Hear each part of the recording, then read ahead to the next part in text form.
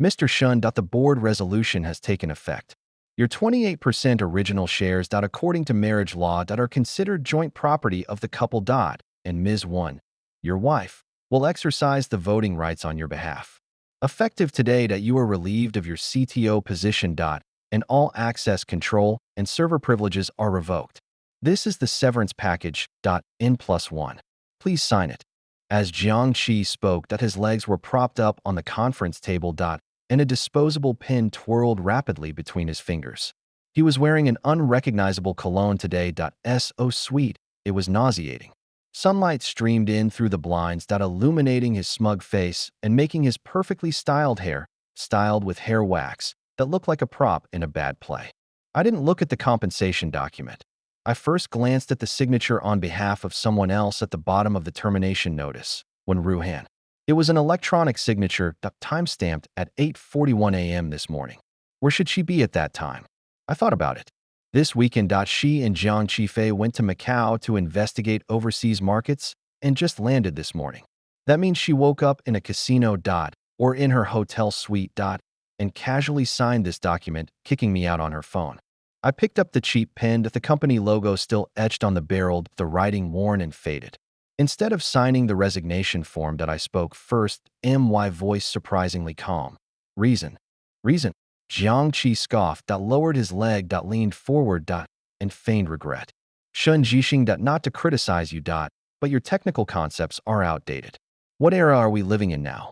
The era of data. You're always clinging to that pile of code. When the marketing department needs an interface, you take 3 days to process it. When they need data, you claim it's a trade secret. The company needs to grow. We can't let old fogies like you hold us back. The board unanimously agrees that your negative work attitude is severely hindering the market promotion of the Yinshu system. Market-oriented promotion. I repeated those 4 words, then looked up at him. It was basically about breaking down the core algorithm and giving customized demonstrations to clients, calling it an open ecosystem. But in reality, IT was about filling in the moat so competitors could copy it? That's narrow-minded. Jiang Qi raised his voice. That's called a dimensional reduction attack. You don't understand the market, Shen Jixing. You can only write code, but you don't know how to turn code into money. President Wen saw this long ago, which is why she put me in charge of this area. Oh, right, I forgot to tell you.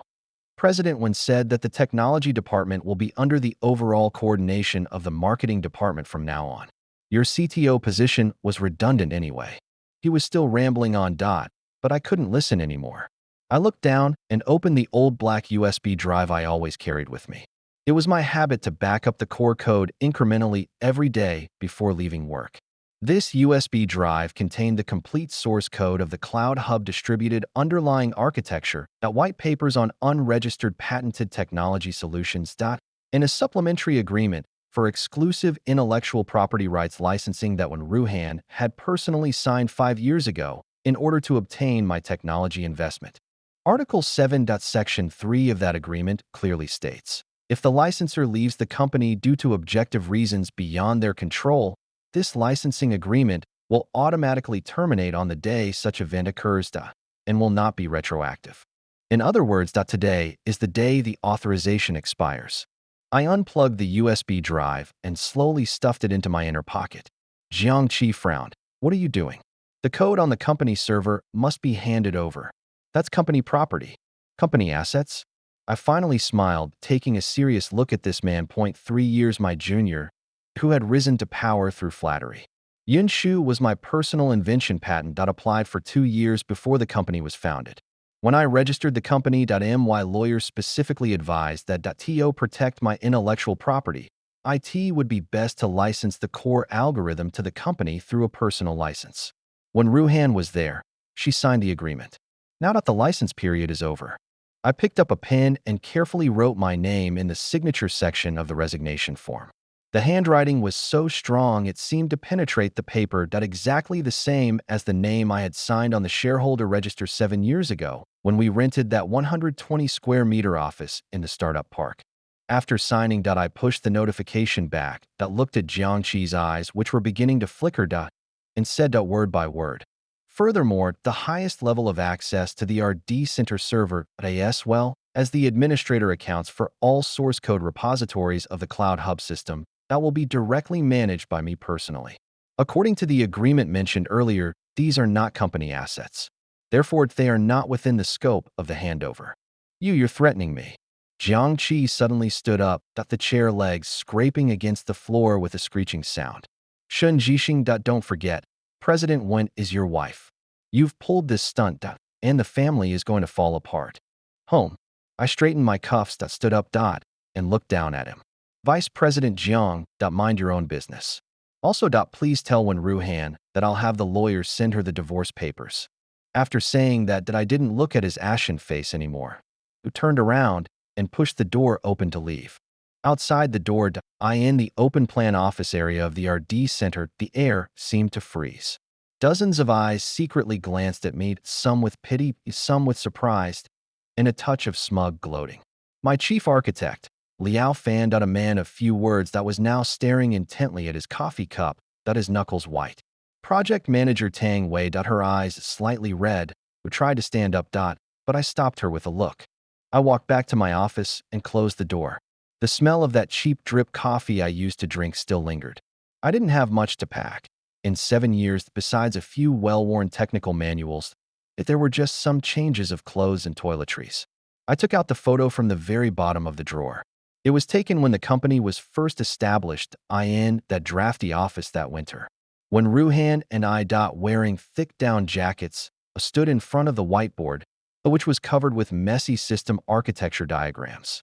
Her hands were red with cold then, but she held my arm tightly, her eyes crinkling with laughter, saying, Shen Jixing, we're going to be #1 in the industry. I folded the photo in half and stuffed it into my wallet. Then I picked up the only cardboard box and walked out of the office. As I passed through the lobby, the young receptionist timidly called out, Mr. Shun. I didn't turn around, I just waved my hand. Stepping out of the revolving doors of Hengchuang Technology Building, a chilly November wind rushed into my collar. I took a deep breath, pulled out my phone, and dialed a number I'd saved for 10 years. Hello, Zhoumu. The call connected, and I immediately said, This is Shun Jixing. I activated the contingency plan. Send a letter. Hengchuang Technology. Effective immediately. Cease all use of all patents and source code under my name. Violators will be prosecuted for infringement. Copies of the letter should be sent to all their shareholders, creditors, and all of Yunshu's partners. Zhoumu on the other end of the phone was silent for 2 seconds, then replied crisply, Received. As we agreed before, a 30-day grace period? Yes, 30 days. I glanced at the huge Hengchuang Technology sign overhead. The glass curtain wall reflected the midday sun, glaringly bright. Let them keep jumping around for another 30 days. After 30 days, I want all their systems to shut down completely. After hanging up the phone, I opened the door of the car parked on the side of the road and got in. In the rearview mirror, the building still looked gleaming. But I knew that the foundation had already crumbled. I started the car, but didn't go home. I'd already been to that so-called home last night. When Ruhan wasn't there, there were a few more men's shirts in the walk-in closet, and a pair of Cartier cufflinks on the dressing table, not the ones I bought. On the bedside table were 2 plane tickets to Macau, first class, passenger names. When Ruhan, Jiangqi. I didn't touch the 2 tickets or the cufflinks. I just sat on the edge of the bed, staring at the pillow where the woman I once thought I'd spend my life had slept for 10 minutes. Then I got up and cleaned up everything in the house except for the marriage certificate. I drove to the riverbank and stopped looking at the murky water. My phone vibrated. It was a text message from an unknown number. Shun Jixing, what do you mean? Jiangqi said you took the company's core code? Are you crazy? That's our company. It's Wen Ruhan. The signal indicates she's still in Macau. I stared at the text message, my finger hovering over the screen for a moment, then I blocked the number. Crazy? Maybe. But I'm not the crazy one. I took out the old USB drive again and plugged it into the car adapter. The computer screen lit up, it displaying a dense, scrolling line of code. This was the culmination of 7 years of painstaking work, at the very foundation of my existence. When Ruhan thought she had married a bookish nerd who only knew how to code, and that by teaming up with a few shareholders, she could kick me out and take over the company. She forgot that without this code, Hengchuang Technology wouldn't survive a single day. At 3 p.m., Zhou sent an email. The legal notice regarding the termination of the Yunshu system patent and source code licensing had been generated. And the crucial supplementary agreement was attached as a scan. I replied, "Sent. Please keep a copy of the delivery receipt." At the same time, I opened an encrypted folder containing another document I had been working on for the past 2 weeks, the source tracing engine, a business plan for a new generation of decentralized distributed architecture. This is the second-generation product of Cloud Hub stripped of all redundant designs related to Hengchuang, making it more efficient and secure. I messaged a few VC friends I knew, briefly introducing the new project. Within half an hour, I received 3 phone calls. I didn't answer, but simply replied with a message. Interview next week. Confidentiality agreement to be signed. Just then, my phone vibrated again. This time it was a WeChat message from Liao Fan. President Shun, Jiangqi has gone mad. He's smashing a glass in the conference room, forcing us to hand over the code. Tang Wei is holding the line. We told him the core library is locked and can't be unlocked without your private key. But he doesn't believe us and insists on forcibly cracking it. What do you think? My reply was, stay calm.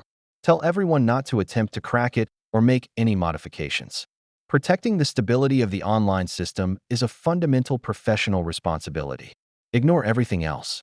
Liao Fan responded with an OK sign followed by a fist emoji. I put down my phone and leaned back in my chair. I knew Jiangqi was probably furious. He probably thought I was bluffing, that I couldn't survive without Hengchuan. He might even be trying to persuade Wen Ruhan that I was just being impulsive and would come back begging for forgiveness in a couple of days. And that as long as I was offered some incentive, like a few $100,000 in consulting fees, that I would obediently hand over the code. They don't understand me at all. Or rather, they never have. In their eyes, I'm just a useful tool, a partner who works hard without incurring much cost. When Ruhan used to say that I didn't understand interpersonal relationships and lacked a sense of the big picture, but now it seems that the one who truly lacks a sense of the big picture is herself. She thought she was getting rid of a washed-up husband and an outdated CTO. In reality, she had uprooted the very foundation upon which the company depended for survival. I closed my eyes to rest for a while. When I opened them again, a cargo ship was sailing by on the river, its horn blaring.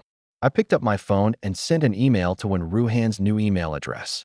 There was no text, only a PDF attachment. It was our divorce agreement. In the property division section, I filled it out very clearly.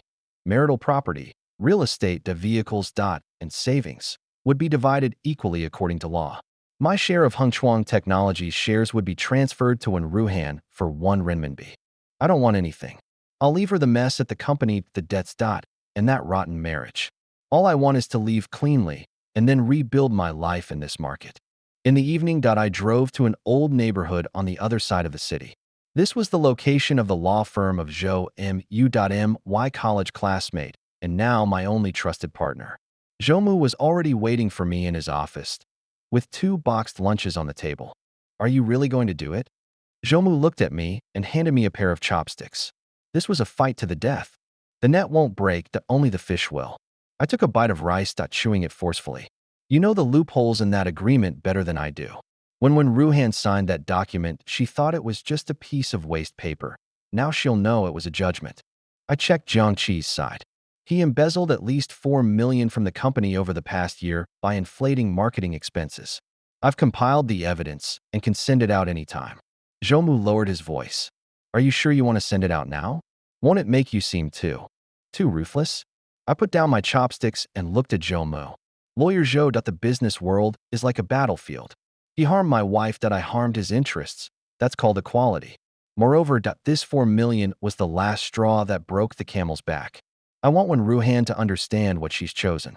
Okay, you decide. Zhou nodded and pushed a document in front of me. This was the registration information for the new company. I named it Sushin Technology, just as you suggested. I've also compiled the feedback from the VCs. They're very interested in the source tracing engine, but only if you completely get rid of Hengchuan's quagmire. A quagmire? I smiled. I'm already outside of it. Tomorrow morning, I'll hold a small media briefing, not specifically targeting Hengchuan, but to clarify the ownership of the Yunshu systems patents. I want everyone to know that Shun Ji has left, but the ownership of Yinshu has never belonged to Heng Chuang. Zhou gasped. Are you trying to completely tear off Heng Chuang's fig leaf? The stock price will collapse. It's better if it collapses. My eyes turned cold. Since she doesn't care about our 7 years of friendship, then don't blame me for disregarding those 7 years of kindness. Zhou prepare the lawyer's letter. 30 days from now I want to see all of Heng Chuang's operations completely shut down. After finishing my meal I left Zhou office. It was already completely dark. The city's neon lights were dazzling. I stood by the roadside watching the bustling traffic. 7 years ago at this time, when Ruhan and I stood by the roadside in the same way eating 5 yuan bowls of beef noodles, dreaming about the future. Back then we had nothing but we had each other and we had dreams. Now I have the skills I'm prepared I have a future. She on the other hand I is about to lose everything. I hailed a taxi and gave them the name of a hotel. I won't go back to that home for now nor to that company filled with hypocrisy and betrayal. I need a quiet place to finish debugging the last few modules of the source engine. Before getting on the bus, I took one last look in the direction of Heng Chuang Technology Building. It was brightly lit there. Jiang Qi must be holding a meeting with his confidants to discuss how to deal with my threat. When Ruhan was probably already on her return flight, anxiously calling Jiang Qi. It's okay you can take your time. I silently recited a sentence in my mind. The real show has only just begun. The taxi drove into the night. I leaned back in my seat and closed my eyes. In my mind, lines of code flowed like a waterfall. They were my weapons, and my crown. 30 days later, when the bells tolled I will return and reclaim everything that is mine. No, not reclaim, but rebuild. A new world without betrayal or scheming, only technology and rules. Before that, let Heng Chuang, when Ruhan, and Jiang Qi enjoy their last 30 days of happiness in ignorance and fear. I took out my phone and sent Liao Fan one last message. Keep an eye on the house, don't let anyone tamper with the server. Also, tell Jiang Qi that if he wants to try to crack Yinshu's core encryption by brute force, I don't mind closing in early. After sending it, I turned off my computer. The carriage fell silent with only the sound of the wind whistling past the window. In this round, Shun Jixing, am certain of victory. The curtains in the hotel suite were drawn tightly shut, with only the desk lamp casting a small circle of light in the dimness. When I woke up, my phone alarm showed 6 in the morning. My biological clock awakens before my reason. For the past 7 years I've usually been sitting by the window in Heng Chuang Technologies R&D Center at this time, staring at the nighttime operation logs of the Cloud Hub system. I reached out and touched the old USB drive beside my pillow. The metal casing pressed against my palm reminding me that this wasn't my king-size bed at home, nor did it carry the scent of Ruhan's perfume when she turned over. That cool fragrance that had transformed from Duramist or Blooming Bouquet to Serge Luton's orphanage now seemed to carry a hint of betrayal in every wisp. I turned on my computer and logged into my encrypted email. Zhou email was already at the top of my inbox with only 3 words in the subject: delivered. The attachments were a scanned copy of the legal letter signed for by the front desk of Heng Chuang Technology.as, well as screenshots of delivery receipts from the company secretary, when Ruhan's personal email, and Jiang Qi's office landline. I clicked on one of them. Next to when Ruhan's electronic signature, the system-generated timestamp was 0:15 a.m. She should have just finished a drinking party in Macau and was currently making love with Jiang Qi in the suite, casually tearing my world to shreds. Scrolling down, Zhou compiled Jiang Qi's cash flow records for the past year.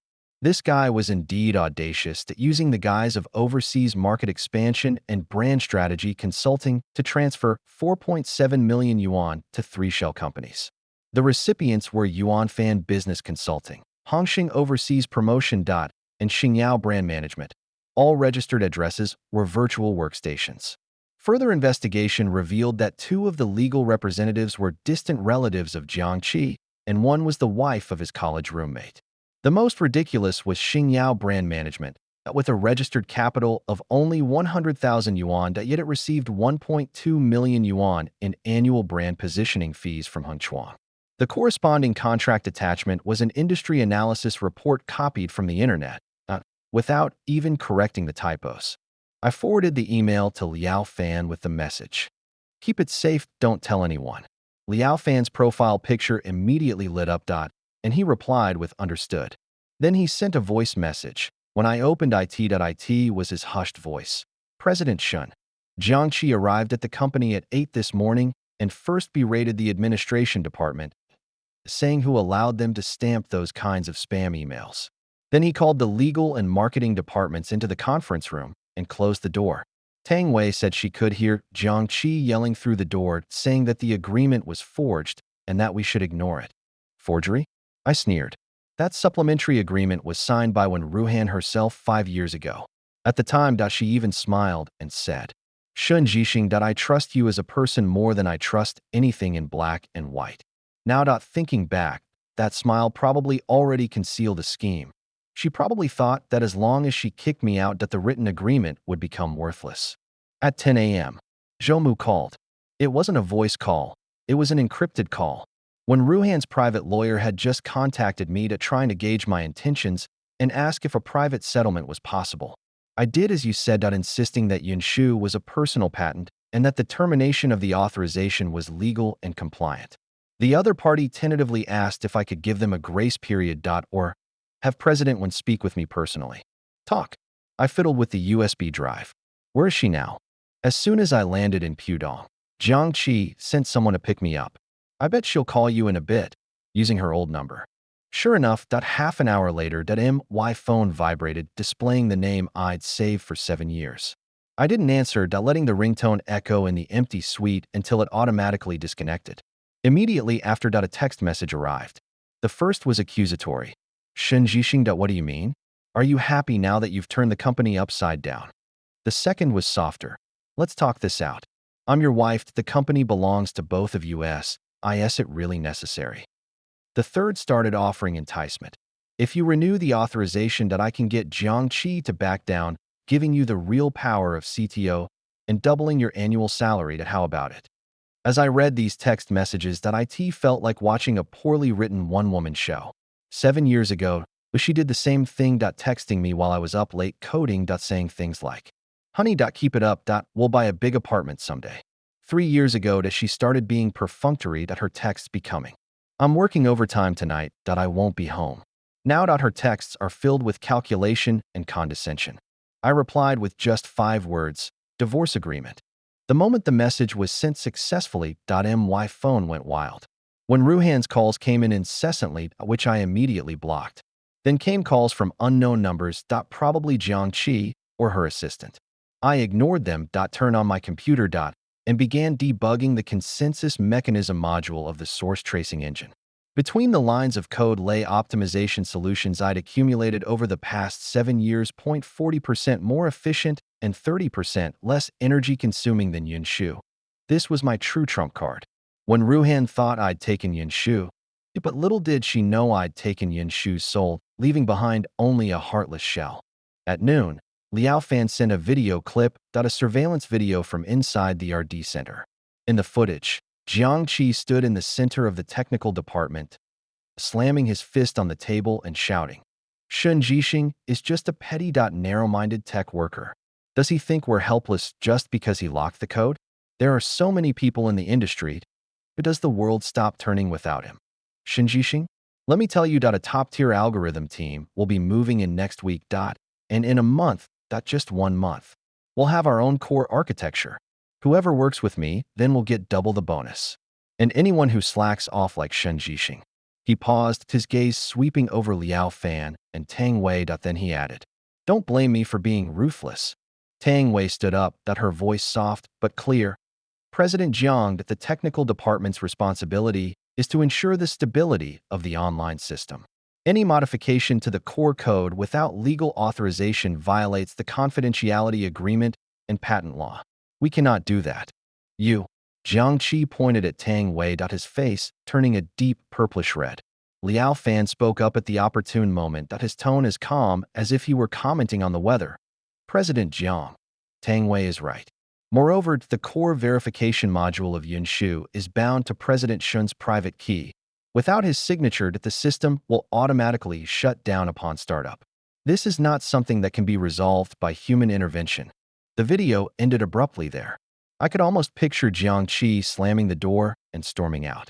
Liao Fan later sent a text message adding, Jiang Qi just went to finance.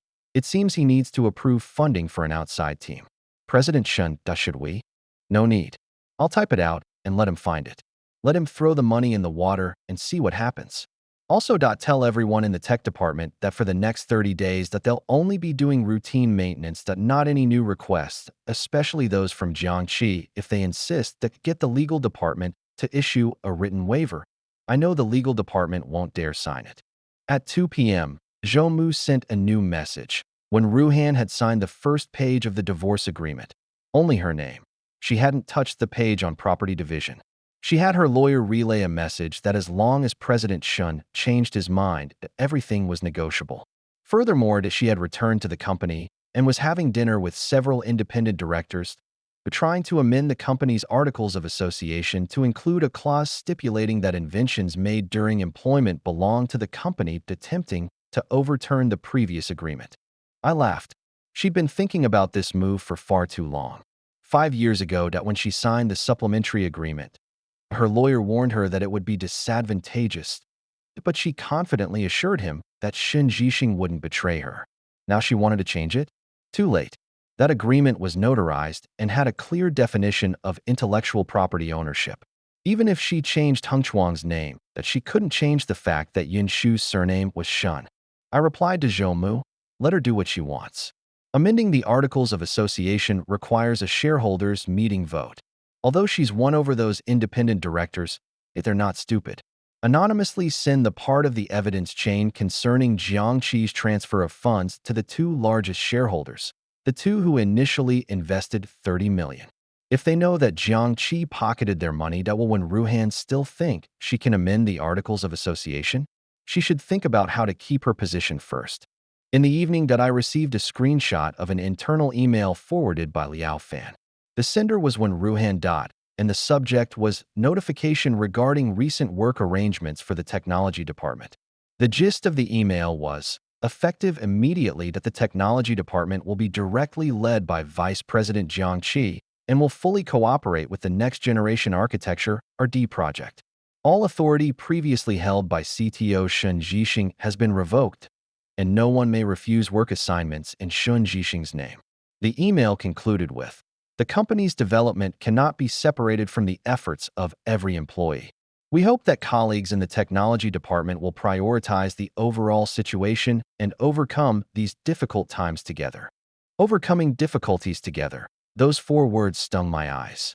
7 years ago, the company only had 3,000 yuan left, and we lived on instant noodles for a week. But she never mentioned overcoming difficulties together. Now, she's with her lover, spending the money she earned from my technical skills, and she's talking to me about the big picture. I didn't reply to the email, but just sent Liao Fan an address. Have the 5 core members of the technical department meet at this address tomorrow morning at 9 a.m. Just say, it's a technical debriefing meeting. If Jiang Qi asks, just say I arranged it, and tell him to contact me directly. The address is a shared meeting room downstairs from Zhou Mu's law firm. I need to make the tech team understand that I haven't left. I've simply moved to a different battlefield. If they're willing to follow me, I'll offer them a better platform. If they're not, I won't force them. But the prerequisite is that they don't cross my bottom line and don't even dream of cracking Yinshu. At 8 p.m., when Ruhan called again, this time using a VoIP call with the number hidden, I answered, Shen Jixing. Her voice was weary and tinged with a barely perceptible sob. What do you want? The company really can't do without Yinshu. And you know how important those clients are. We're family, you really have to go this far. Family. I repeated those 3 words, my tone as cold as ice. When Ruhan. When you signed the dismissal notice, did you ever think we were family? When you were having a good time with Jiangxi in Macau, did you ever think we were family? When you embezzled company money to buy him a house and a car, did you ever think we were family? She paused for a few seconds, then her voice suddenly sharpened. Shen Jixing, don't be ungrateful. Without the company platform, your skills are worthless. It's not too late for you to turn back. I can vouch for you to the board and bring you back as chief scientist with a 5 million annual salary. As long as you hand over the code. When Ruhan. I interrupted her. The 5 million you're after is 60 times the angel round valuation of my new company. That crappy platform you're interested in will be nothing but scrap metal in 30 days. As for the code, I paused. That's my life. Shen Jixing's life, not a bargaining chip for you to use to win over your lover. After saying that, I hung up immediately and blocked the number. Outside the window, the city lights gradually came on. I stood before the floor-to-ceiling window, watching the endless stream of cars below. 7 years ago, when Ruhan and I stood before a similar window, dreaming of the future. She said she wanted to rise to great heights, and I said I wanted to serve my country through technology. Now her rise to great heights is built on my shoulders, while my patriotism is seen as a stumbling block by her. That's fine. It's cleaner this way. I turned on my computer and sent invitations to several VC partners I had previously contacted. Tomorrow morning at 10:00 a.m. At Zhoumu Law Firm. To discuss investment matters related to the source tracing engine project. A draft confidentiality agreement is attached. Click send. The email, like a white dove, flies towards an unknown, yet full of possibilities for the future. The phone vibrated again. It was Liao Fan. President Shun Jiangqi just went ballistic in the group chat, saying that if we don't report to the company tomorrow, it will be treated as absenteeism. Tang Wei retorted, saying that we attended the meeting out of town as you instructed, and we have the meeting minutes as proof. Jiangqi didn't say anything more, but his face looked very grim. I replied with an The more agitated Jiangqi became, the more guilty he was. He wasn't afraid of me as a person, but rather of the key in my hand that could cut off Hengchuan's lifeline at any time. At 1 in the morning, I lay back in bed, but couldn't fall asleep. My mind kept replaying when Ruhan's trembling hand as she signed the divorce papers, Jiangqi's roaring face in the conference room, and mostly the code logic of the source engine. I got up, turned on my computer again, and optimized the consensus mechanism's verification algorithm. This version was 5% faster than before. I dozed off for a short while as dawn approached. When I woke up, I found 7 missed calls on my phone, all from one Ruhan. There was also a text message she sent at 4 in the morning. Shun Jixing, I was wrong. Please come back. Jiangqi is a liar. He took company money to gamble in Macau. I'm scared. If the company collapses, we're all finished. I stared at the text message, feeling nothing. Scared? Too late. A scammer? Weren't you always on his side? I deleted the text message and got up to wash. The man in the mirror had slightly sunken eye sockets, but his eyes were frighteningly bright. It was the gaze of a warrior, not the silent Shen Jixing who had been betrayed by his wife, but the Shen Jixing who was about to lead a new army to conquer cities and territories. At 8:30 a.m., I left the hotel and took a taxi to Zhoumu's law firm. As the taxi passed the Hengchuan Technology Building, several luxury cars were parked downstairs. They must have been clients coming to discuss cooperation. Looking out the car window at the glass building, it shimmered in the morning light, like a magnificent golden tomb. 30 days later, I will personally hammer in the last nail. And today, my new battlefield officially begins. The shared meeting room at Zhoumu Law Firm was filled with smoke. Of course, from Liao Fan and his friends smoking. When I pushed open the door, Tang Wei was plugging a USB drive into her laptop, and the projector beam displayed the current architecture diagram of the Cloud Hub system. 5 people, plus me, made up the 6 of us, cramming the small meeting room full. President Shun. Liao Fan stood up and offered me the head seat. He had dark circles under his eyes, clearly having slept poorly the night before. Tang Wei bit her lip, her eyes slightly red. The other 2 architects, a test manager, and an operations team leader were all staring at me with complex expressions, a mixture of worried resentment, and anticipation. I didn't sit down. I stood directly in front of the projection screen and pointed to the core modules of the architecture diagram. Here, the scheduling engine of Cloud Hub was written in C++, and the underlying communication protocol uses a proprietary encryption algorithm I designed. Here, the data storage layer uses a variant of the LSM tree structure that I optimized. The entire system, from the first line of code to the last, is entirely my creation in terms of core logic. I turned to look at them. I know what you're worried about. You're worried about not getting severance pay after leaving your previous job, worried about being blamed, and not finding another job, worried that this new company of mine won't be successful. I've thought about all of that. I took a stack of documents from my briefcase and distributed one to each person. This is the technical white paper for the traceability engine, which is the second-generation product of Yinshu. This is the registration information for the new company, Sushin Technology. I am the legal representative. But I have reserved a 30% option pool. So each of you 5 gets 5%. This is the employment contract drafted by lawyer Zhou Mu. The salary is 1.5 times that of Heng Chuang. And the signing fee is 200,000 yuan per person, provided that you can complete the handover from Heng Chuang by 6 p.m. today. Note that this is only the handover of daily operation and maintenance. Core code and patent-related matters will not be touched. The conference room was so quiet you could hear a pin drop. Liao Fan was the first to open the white paper, his eyes growing brighter with each page. Tang Wei covered her mouth. Tears welling in her eyes. The usually taciturn testing manager traced the performance parameters on the white paper with his finger, muttering. This TPS is 3 times higher than Yinshu's. Not only that, I nodded. Energy consumption is reduced by 35%, that it supports dynamic expansion, and it's compatible with heterogeneous hardware. More importantly, IT completely eliminates any dependencies of Heng Chuang, and making it a completely new and clean architecture. President Shun, Tang Wei's voice choked with emotion. You were prepared all along. From the day I noticed something was off between Wen Ruhan and Jiang Qi, I didn't hide anything. But I didn't expect them to act so quickly. Well, at least it saves me the trouble of making excuses. As for Heng Chuang, the operations team leader spoke up. He's the most pragmatic. If we all take leave today, Jiang Qi will definitely throw a tantrum. And what if the system malfunctions? The system won't have any problems. I interrupted him. I know the stability of Yinshu better than anyone. If Jiang Qi dares to mess with the code, he's asking for trouble.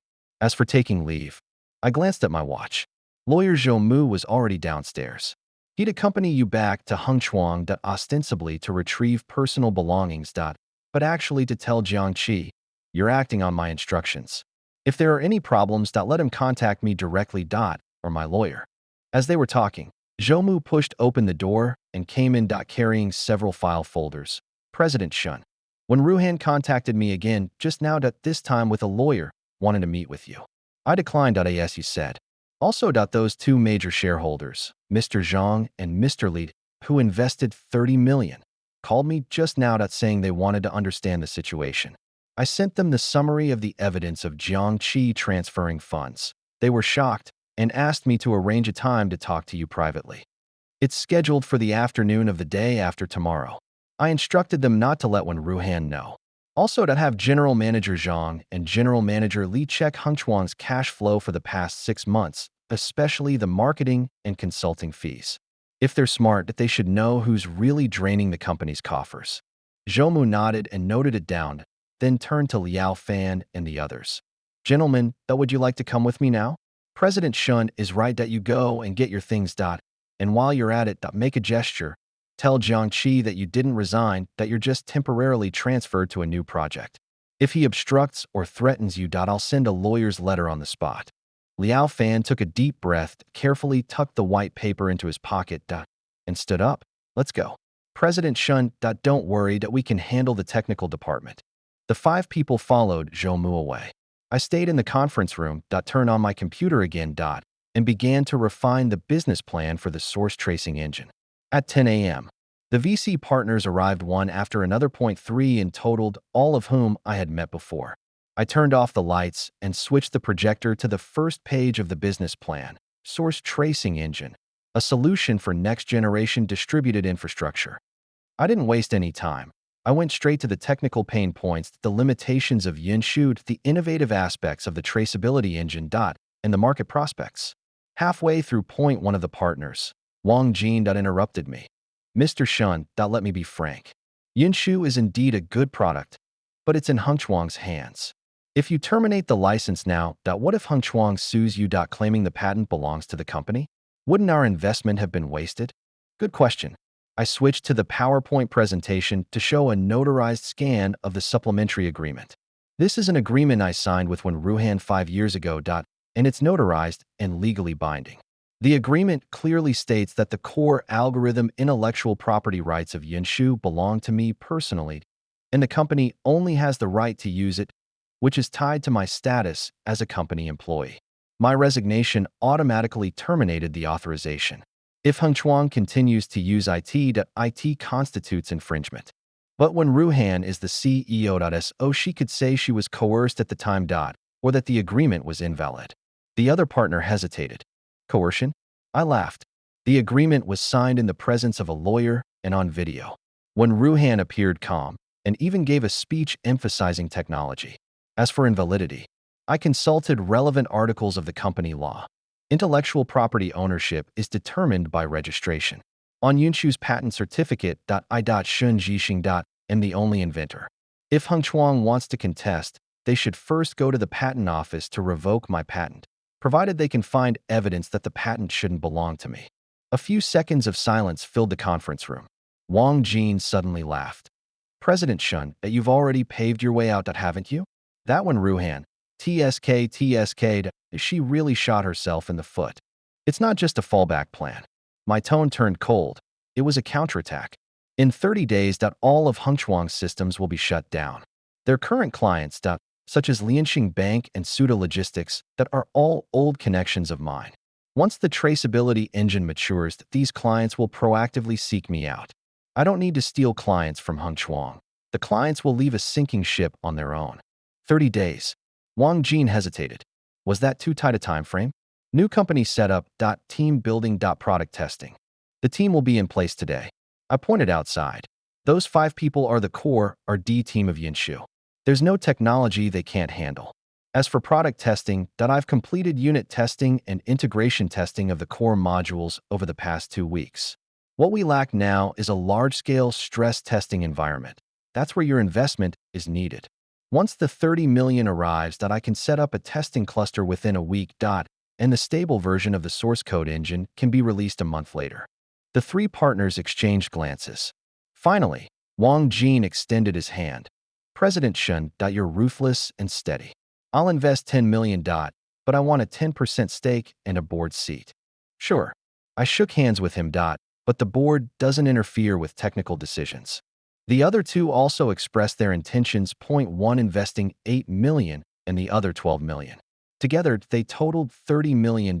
Which is exactly the angel round amount I expected. The meeting ended at 1 p.m. After seeing the investors off, I returned to the empty meeting room and realized I was hungry. I quickly ate a sandwich Zhou had left behind. And then my phone rang. It was Liao Fan. Mr. Shun. It's all settled. Liao Fan's voice was filled with excitement. We went back to the company to get our things. But Jiang Qi blocked the door, refusing to let us in. Saying we were all absent without leave. Attorney Zhou immediately read out a lawyer's letter saying we were handling personal matters according to your legal instructions, and his obstruction was an infringement of our personal freedom. Jiang Qi's face turned green, but he didn't dare to stop us. We went in and got our things. And Tang Wei deliberately left the white paper on the source tracing engine on the table. Jiang Qi definitely saw it, but he didn't dare to chase after us. Well done. I smiled. Let him see the white paper. If he's capable, he can implement it. Also, tell the rest of the tech department that anyone who wants to leave can come to me anytime. The pay will be the same as yours. Anyone who wants to stay. I won't stop them. But remember, don't touch the core code. And don't help Jiang Qi do anything illegal. Understood. Also, Mr. Shun. Liao Fan lowered his voice. When Ruhan just came back and was throwing things around in her office.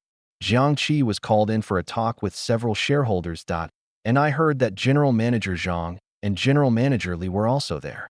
I think she's really panicked. Good riddance. I looked out the window and told her to panic for another 29 days. After hanging up the phone, I turned on my computer and logged into the remote monitoring port of the Yunshu system. I had only told Liao Fan about this backdoor. And even when Ruhan didn't know about it. On the screen, the system's running curve was stable. But the authorization countdown in the upper right corner clearly showed 29 days, 23 hours, and 47 minutes. 29 days. Within 29 days, I will establish the traceability engine, show Heng Chuang's customers alternatives, and make when Ruhan and Jiangxi understand what it means to shoot oneself in the foot. At 3 p.m., Zhou returned with a stack of new documents.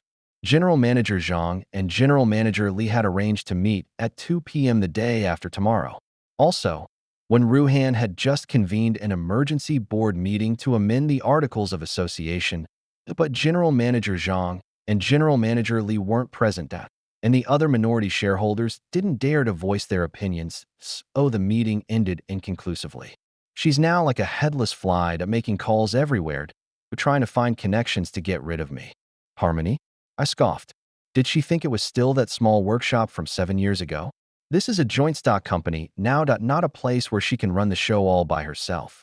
By the way, what's going on with Jiangxi? He had just contacted several outsourcing teams, hoping they could crack the core encryption of Yinshu. But as soon as those teams heard it was Mr. Shen's code, they either refused outright or offered ridiculously high prices. After all, that no one dared to offend a recognized tech guru in the industry, much less cross the line of patent infringement. He's probably scrambling to borrow money to fill that 4 million hole. But it's not that easy. Let him borrow it. My eyes were cold. The more he borrowed, the more conclusive the evidence would be. Zhou, have you prepared the indictment materials? It's ready. And I can submit it anytime. However, Zhou hesitated. President Shen, are you really going to go all the way? After all, when Ruhan, she's my wife after all. I interrupted him. Zhou, have you forgotten how she treated me? Forgot how she protected Jiangxi?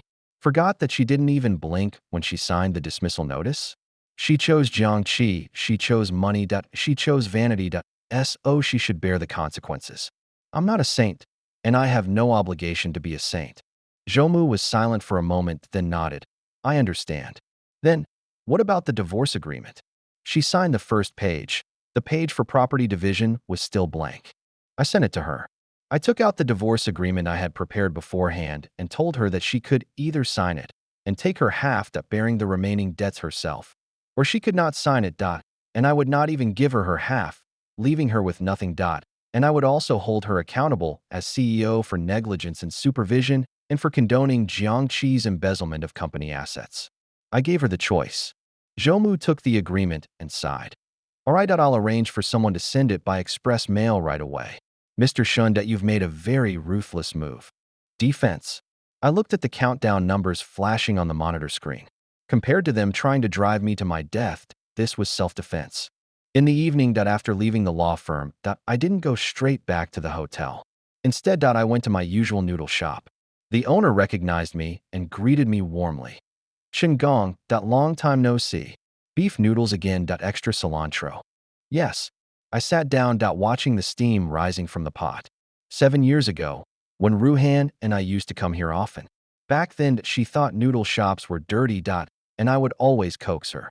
When we make money, we'll take you to Michelin-starred restaurants every day. Later, we really did make money, and we went to Michelin-starred restaurants regularly, but she thought I was embarrassing in my plaid shirts, and that all I did was talk about code, which she found boring. The noodles were served, steaming hot. I took a bite. It tasted just like before. Only that the woman who would steal the beef from my bowl was no longer there.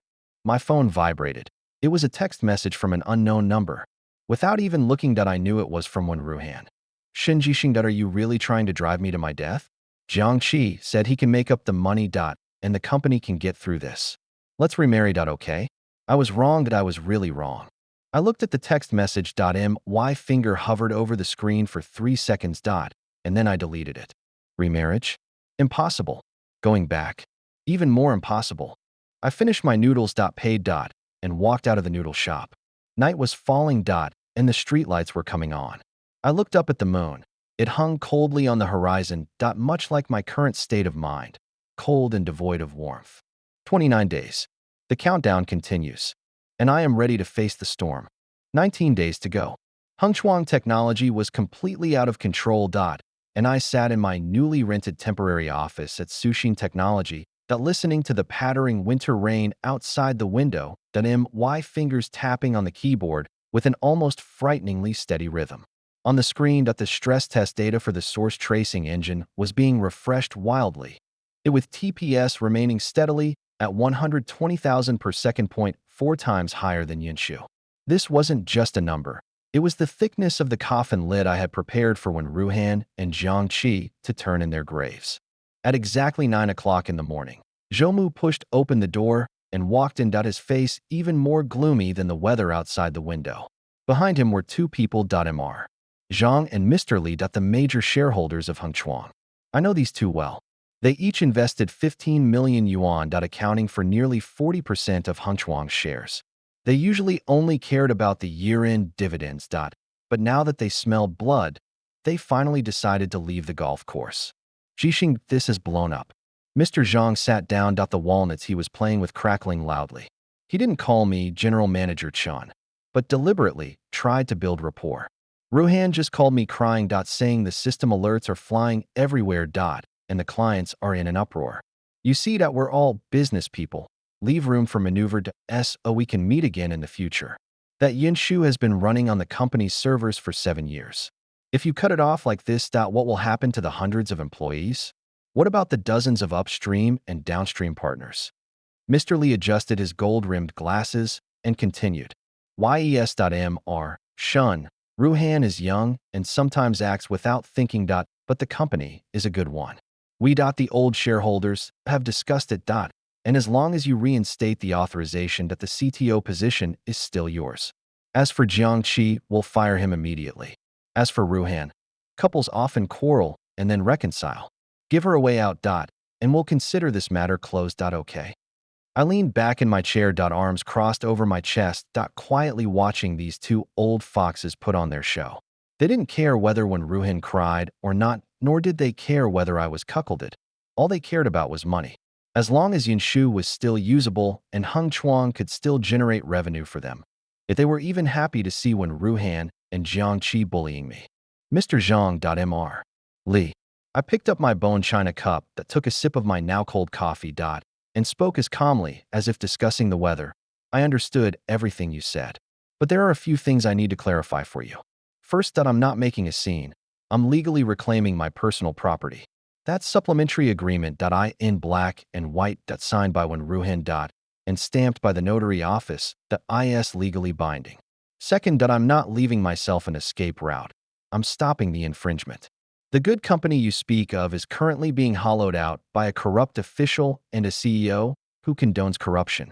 Third, and most importantly, do you think Shun Jixing can't survive without Hengchuang? I pressed a shortcut key on the keyboard, and the projector behind me lit up, projecting a huge diagram of the source tracing engine architecture onto the white wall. Blue light outlined a futuristic neural network. Look, everyone, I said. This is Yunshu's second-generation product, the source tracing engine. Performance improved by 400%, energy consumption reduced by 60%, supports a prototype of quantum encryption, and it's entirely based on independent intellectual property rights, with absolutely no connection to Hengchuang. 3 days ago, I secured my first round of 30 million yuan in angel investment from Sequoia Capital and Matrix Partners. In other words, I'm not here to beg for a CTO position. You need to consider how to cut your losses on that 30 million yuan investment. Mr. Zhang's hand, which was fiddling with walnuts, suddenly stopped, and he almost dropped 2 walnuts. Mr. Li's glasses slipped down to the tip of his nose, and he quickly pushed them up, his eyes fixed on the architecture diagram, as if trying to etch every node into his brain. When was this developed? Mr. Li's voice trembled slightly. Why didn't a single word get out? While you were accompanying when Ruhan and Jiang Qi on their inspection trip to Macau, I sneered. While you were indulging in glitz and glamour, I was coding. You chose to betray me, and I chose to abandon you. Fair enough. President Shun, you're trying to wipe us out.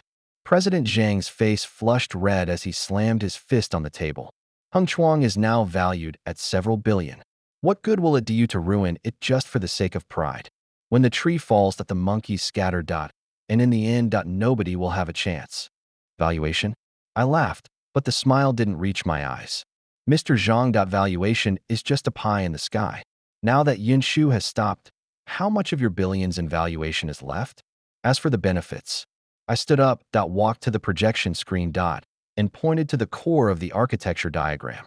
My benefit is to let everyone in the industry see clearly who the real technological core is and who are parasites who are swindling others using other people's technology.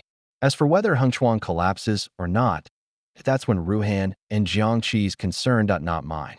At most, I'm just a bystander who unplugged the power cord. You. Mr. Zhang was so angry that his beard trembled. He was about to retort when Mr. Li stopped him. Mr. Li, being quick-witted, took a deep breath and adopted a more conciliatory tone.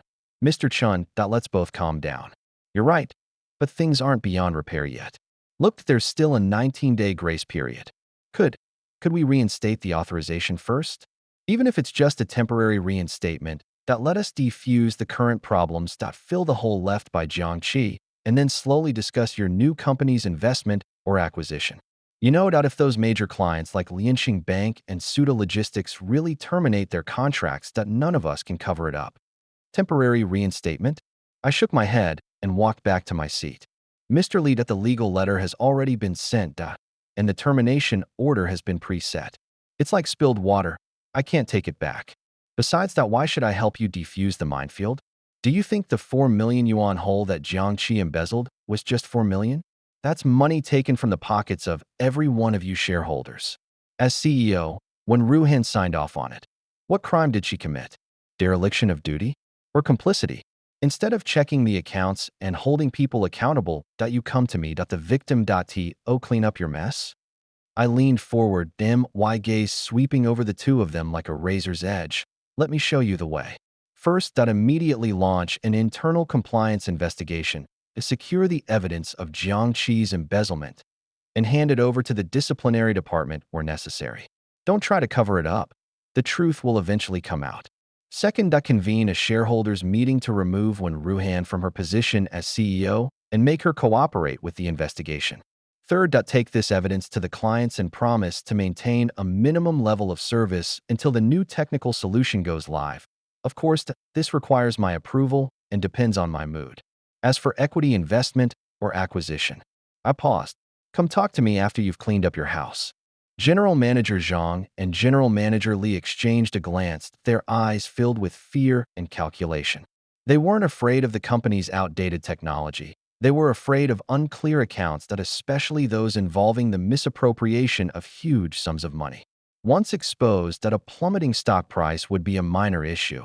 If regulators intervened, none of them, the directors, would escape responsibility. Mr. Shen, your conditions are too harsh.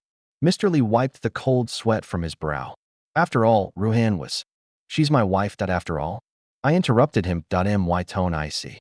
Mr. Li, when she signed the dismissal notice, she didn't think I was her husband. When she was in a hotel room with Jiangqi in Macau, she didn't think I was her husband either.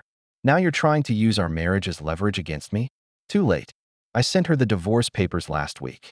If she knows what's good for her, she'll sign them quickly, take her half, and leave. If she doesn't, I'll take even that half, leaving her with nothing, and I'll hold her accountable for her supervisory responsibilities as CEO. If you feel sorry for her, you can use your dividends to cover her losses. I won't stop you. Mr. Zhang and Mr. Li were completely speechless. They looked at me as if I were a stranger. The Shun Jixing who used to be timid and only talked about code at the dinner table was gone. The man in front of them was calm and ruthless, and every step he took was aimed at their Achilles heel. Fine, what a silver tongue.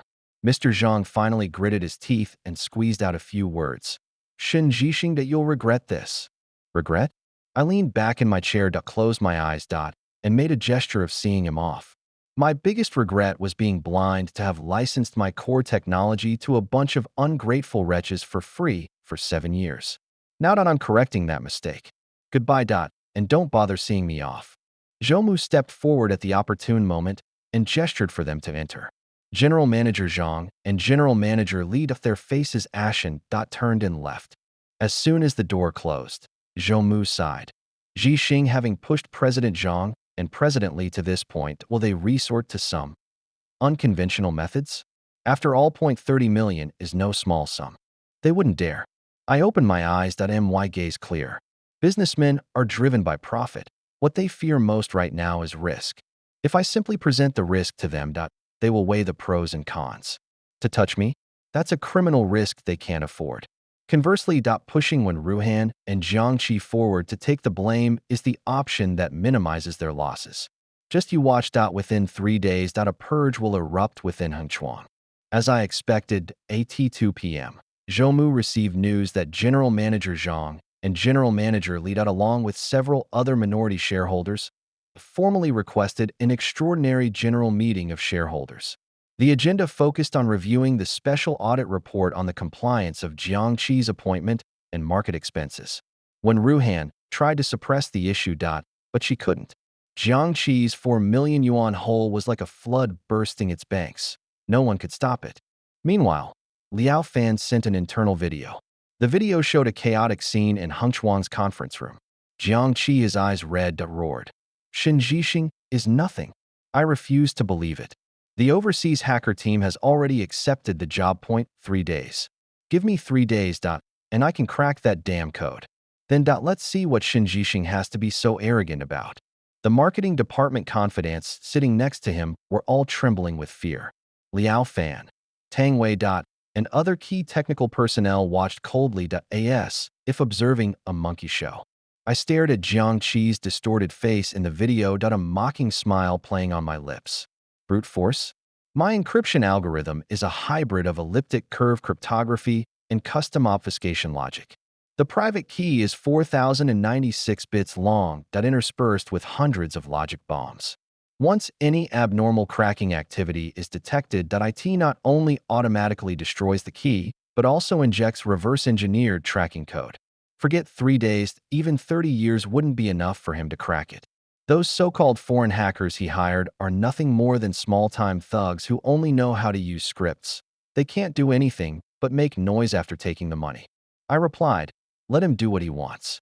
Record all the logs of the cracking process, especially the IP addresses and timestamps of the illegal intrusions.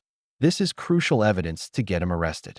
At 4 o'clock in the afternoon, when Ruhan finally couldn't hold on any longer and stormed into my temporary office. She wasn't wearing makeup, her eyes were dark-circled, her hair was messy, and her Chanel suit worth tens of thousands of yuan was wrinkled.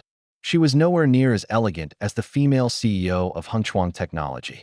As soon as she entered, she tried to pounce on me and grab my arm, but Zhoumu calmly blocked her.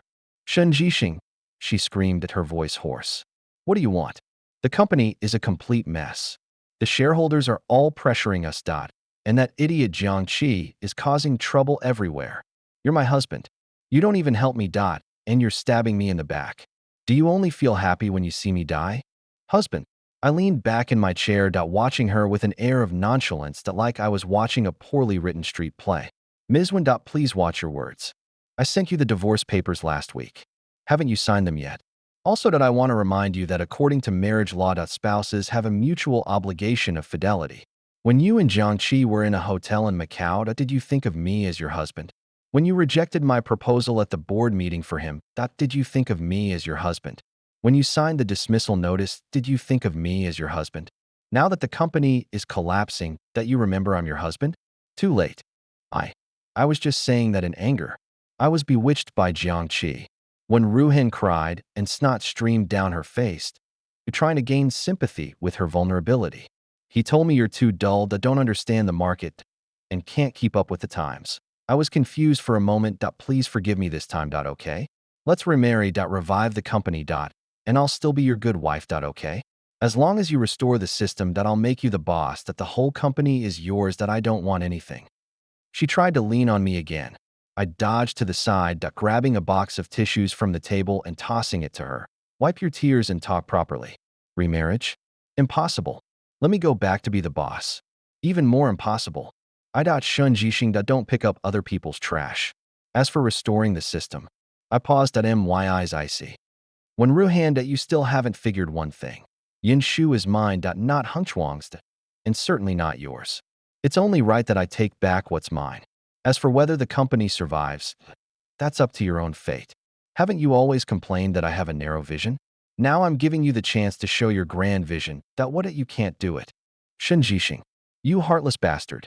When Ruhan saw that her gentle approach wasn't working, she resorted to her bullying tactics, grabbing a water glass from the table and smashing it to the ground. Ceramic shards flew everywhere. Do you believe I'll announce to the public that Yun Shu is a work-related invention? Do you believe I'll have someone ruin your reputation? Make it impossible for you to work in this industry. You can try? I laughed, but the laugh didn't reach my eyes. It even carried a hint of pity. Go ahead and announce it, see if the patent office recognizes it. Go ahead and ruin my reputation, see if those clients will believe you. A CEO who cheated and embezzled public funds, or me, a technical expert with core patents. Oh, right, I forgot to tell you. General Manager Zhang and General Manager Li were just here. They're very interested in Jiang Qi's $4 million. Tell me, what do you think the consequences would be if they knew you not only condoned Jiang Qi's embezzlement, but also helped him forge contracts and falsify accounts? A huge amount of embezzlement plus damage to business reputation. That's enough to put you in jail for many years. When Ruhan's face instantly turned deathly pale, all color drained from her.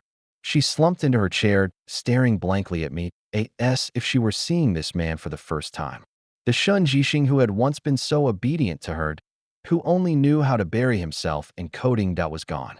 In his place stood a calm, ruthless opponent, calculating every move. She opened her mouth, wanting to say something, but no sound came out. Only her shoulders trembled violently. I'll sign. She finally managed to squeeze out, tears streaming down her face. The divorce papers, I'll sign. You. Please don't send me in. Signing doesn't mean you're out of the woods. I stood up, straightened my collar, and looked down at her. That $4 million hole. You'll have to find a way to cover it. Whether you can, that's up to fate. Now that you can get out. Zhoumu stepped forward and, with a cold face, half helped, half dragged Ruhan out. When they reached the door, she turned back and glanced at me, her eyes filled with a venomous resentment that seemed to want to devour me alive, but even more so with a deep-seated fear.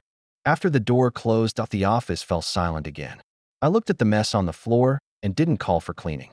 These fragments, like the life when Ruhan and Jiang Qi had destroyed with their own hands, could never be pieced back together. At 8 p.m., Liao Fan sent an update. Boss Shun, Jiang Qi has gone mad. He's in an internet cafe arguing with those so-called hackers. They're demanding more money, or they'll stop working. Jiang Qi transferred the money, but the system still isn't responding. Everyone in the tech department is watching, but no one's saying anything. Tang Wei said Jiang Qi just smashed his keyboard, saying if it doesn't work, we'll all go down together. I sneered. Go down together? Does he even deserve it? I replied, let him do what he wants. Back up all abnormal access records and fund flow records. Also to remind Tang Wei that if Jiang Qi dares to physically damage the server, call the police immediately. This would be a major meritorious act. That night, I slept exceptionally well. In my dream, there was no code, no betrayal, only a vast wasteland, and I was planting new seeds on this ruin. 18 days to go. Jiang Qi thought he was racing against time, but he had no idea that from the moment he signed that dismissal notice, he had already lost everything. All his struggles were merely hastening his demise. When Ruhan, Jiang Qi, the real show is yet to come. 1 hour before the countdown reaches 0. I sat in the main control room of Sushin Technology, surrounded by completely black soundproof walls, with only the 12 LCD screens in front of me emitting a faint blue light. The air was filled with a faint smell of ozone and caffeine. Liao Fan, Tang Wei, and other core technical personnel sat around me. The room was so quiet that the only sounds were the low hum of the server fans and our suppressed breathing. On the screen, the left side displays a real-time operational topology map of the cloud hub system across the country and even overseas. Hundreds of green dots densely packed like a starry night sky connect the business lifelines of hundreds of core clients, including Lianxing Bank, Suda Logistics, and the municipal government cloud. The right side shows a densely packed scrolling log of code recording the system status every millisecond. Mr. Shun, there are 58 minutes until midnight. Liao Fan's voice was very low. Although he knew the system wouldn't crash because of loud noise, that the solemn feeling of an impending battle made him instinctively soften his tone. The entire technical department was online, and the operations team was monitoring all nodes. Currently, the cloud hub was running smoothly without any abnormalities. What about Jiang Qi? My eyes didn't leave the screen, My fingers gently slid across the touchpad, zooming in to examine the log details of the Lianxing Bank note. Still at the internet cafe, Tang Wei replied, a hint of sarcasm in her voice. That so-called foreign hacker team had raised their price again. Jiang Qi had just transferred the second payment. According to intelligence, they were still attempting to brute force the private key dot and had already pushed the CPUs of those old computers in the internet cafe to 100 degrees Celsius. Truly, ignorance is bliss. A cold, sharp smile curved my lips. Brute force?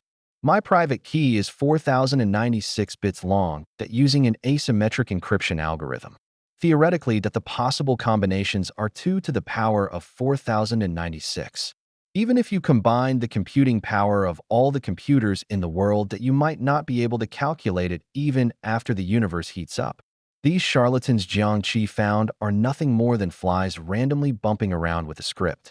Every time they bump around, that they leave a clear record in my log dot, and these records will be used as evidence in court in the future. Let them crash, I said calmly. Don't interfere with them, and don't try to stop them. This is their last chance. Let them crash as hard as they want. Also, Tang Wei reinforced the honeypot system on Yunshu's side again to ensure that once they trigger the logic bomb, that we can capture the complete attack path and signature immediately. Understood. Mr. Shun. Tang Wei typed a command on the keyboard. Time ticked by. 30 minutes before midnight. The countdown numbers in the lower right corner of the screen were a glaring bright red. I opened the preset remote command console, which contained a concise yet deadly piece of code. License, revoke, global, immediate. No rollback. Once executed, this code would immediately and irreversibly revoke all licenses to use the Cloud Hub system globally. Mr. Shun. When Ruhan just sent an email to all board members requesting an emergency meeting, trying to make a last-ditch effort. Zhoumu walked in at some point, holding a tablet computer and whispered to me. In the email, that she was still emphasizing that Yunshu is a company asset, accusing you of maliciously disrupting production and operations and attempting to incite shareholders to jointly boycott us. Ignore her. I didn't even lift an eyelid. Any statement she makes now is legally invalid. That supplementary agreement is irrefutable proof. Let her make a scene. The bigger the scene, the greater her responsibility will be when the system crashes. 10 minutes before midnight. I waved for everyone to be quiet. The control room was so quiet you could hear a pin drop. All eyes were fixed on the enter key, which was hovering over my right index finger. I took a deep breath and regulated my breathing. My heart pounded steadily in my chest, without acceleration or panic, only a cold, clear-headed clarity. 7 years have passed from that night in my rented room, eating instant noodles and typing my first line of code to today when I buried it with my own hands. This isn't the thrill of revenge, but a ritual, a complete severing of ties with the past. President Shun. Liao Fan looked at me with a complex expression, a mixture of admiration and a hint of nervousness. I raised my left hand and glanced at my watch. 11 hours, 59 minutes, and 50 seconds. The green dots on the screen continued to flash merrily, completely unaware that the Grim Reaper's scythe was already hanging overhead. 11 hours, 59 minutes, and 55 seconds. My index finger, which was hovering over the enter key, sank slightly. 11 hours, 59 minutes, and 59 seconds. The whole world seemed to stand still. Midnight. I pressed the enter key. There were no sound effects, no special effects. The code executed instantly, like a silent lightning bolt, traversing fiber optics, crossing mountains and seas, reaching every server node around the world that had deployed the Cloud Hub system. Then, a miracle happened. On the topology diagram on the left, the green representing Lianxing Bank's Shanghai data center flickered without warning, changing from green to yellow, and then instantly turning a glaring red, followed by a large X appearing on top of it. Almost simultaneously, an alert message popped up. Lianxing Bank, core clearing system, authorization verification failed. Error code, LIC_evoked. System service has been forcibly interrupted. 1 second later, the light spot on the dispatch platform of Speedy Logistics turned red. 2 seconds later, the light spot on the Municipal Government Clouds database cluster turned red. 3 seconds later, 0.4 seconds later, 0.5 seconds later. Like a plague erupting instantly. Red XS radiated rapidly from my location, but spreading across the entire topology map. The alert pop-ups appeared so fast they were almost illegible. All I could see was a crimson wave sweeping across the screen. In a mere 10 seconds, the once star-studded night sky transformed into a deathly red sea.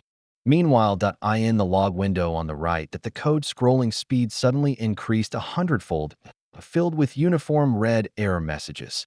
Invalid license key. Authorization terminated. System halt. Success. Tang Wei murmured to herself, her fists clenching unconsciously. A suppressed gasp erupted in the control room, then quickly fell silent. Everyone stared intently at the screen, as if witnessing the end of an era. My phone started vibrating incessantly, not from incoming calls, but from an explosion of notifications from various apps. First, in a WeChat group for the financial industry, someone tagged me. Holy crap, Mr. Shun, Lianxing Bank is completely down. My moments are flooded with it. Then came an industry news pop-up. Breaking. Hengchuang Technology's core system appears to have suffered a devastating blow, causing business disruptions for multiple billion-dollar companies. Immediately following was internal surveillance footage forwarded by Liao Fan. In Wen Ruhan's office, the phone rang incessantly. She gripped the phone, her face paled, repeatedly saying, "Impossible. Absolutely impossible." In the background, Jiang Qi's furious roar leaked through an internal microphone in an internet cafe that could be heard. "What's going on? Who unplugged the power? I was only halfway through calculating. Shen Jixing, I'll fuck your grandpa." I picked up my phone and answered Zhou Mu's call. The background noise was deafening, but his voice was unusually calm. "Jixing, it's blown up. Utterly blown up. When Ruhan just called me, her voice cracking, saying that Lianxing Bank is threatening to sue Hengchuang, demanding at least $1 billion in damages. President Zhang and President Li are on their way to the company. It looks like they're trying to force their way out. As for Jiang Qi, he just tried to break into the technology department, but was stopped by security. He's smashing things now." "Have all the evidence been preserved?"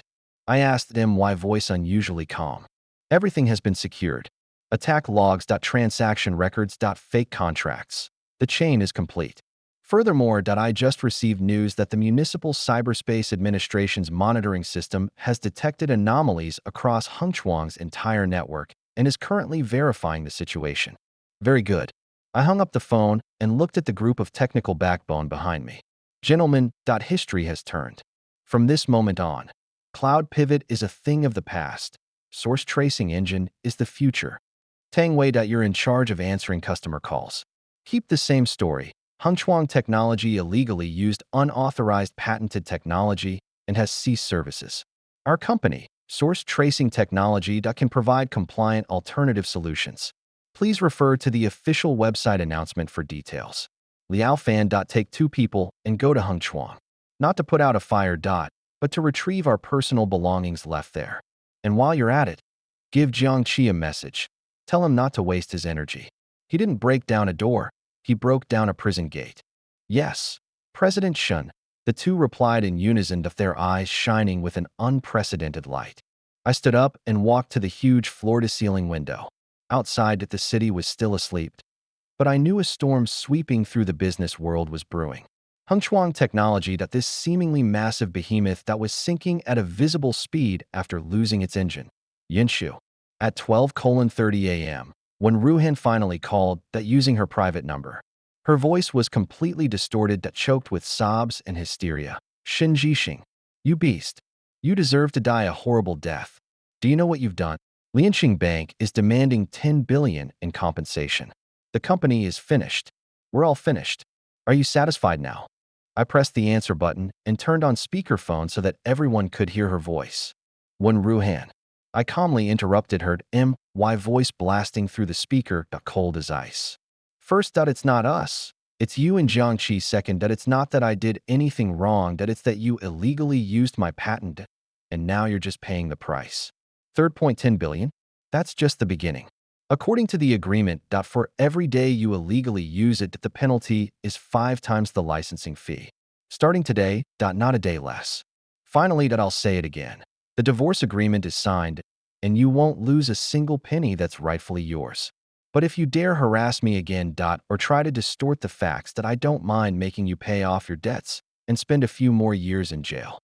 After saying that, I hung up immediately and added the number to my permanent blacklist.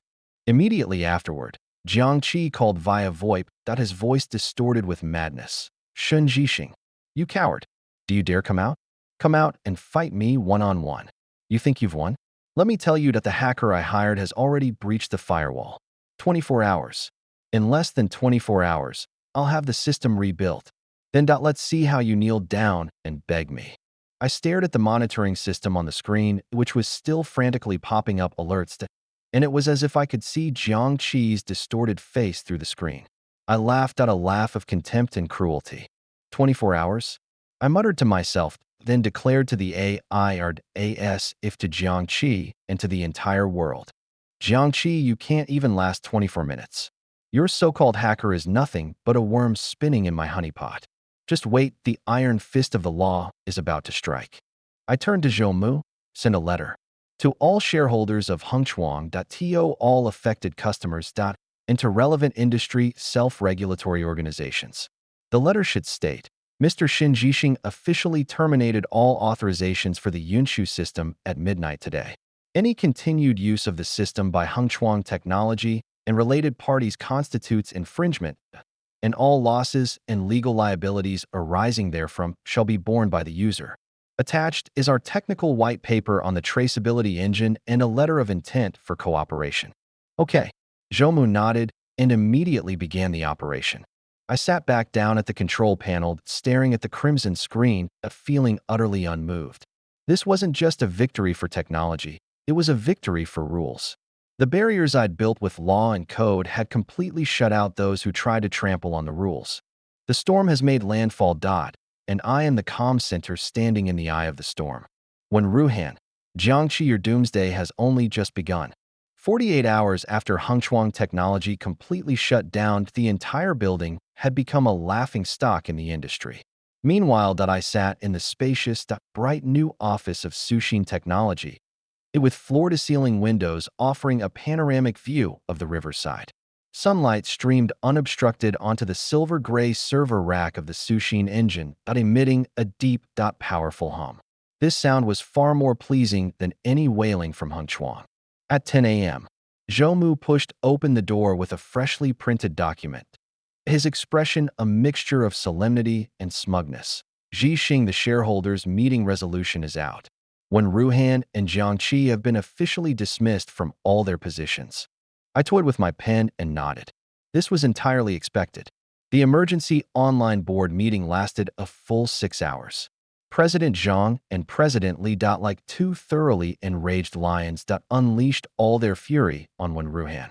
In the recording Zhou Mu transmitted simultaneously, President Zhang's voice trembled with rage. Wen Ruhan, you jinx. You've ruined the company for a lover. Do you even know that Lianxing Bank's claim letter has already been sent to my private email? 10 billion. 10 billion. You've squandered my entire life's work. When Ruhan cried uncontrollably on the other end of the phone, trying to explain.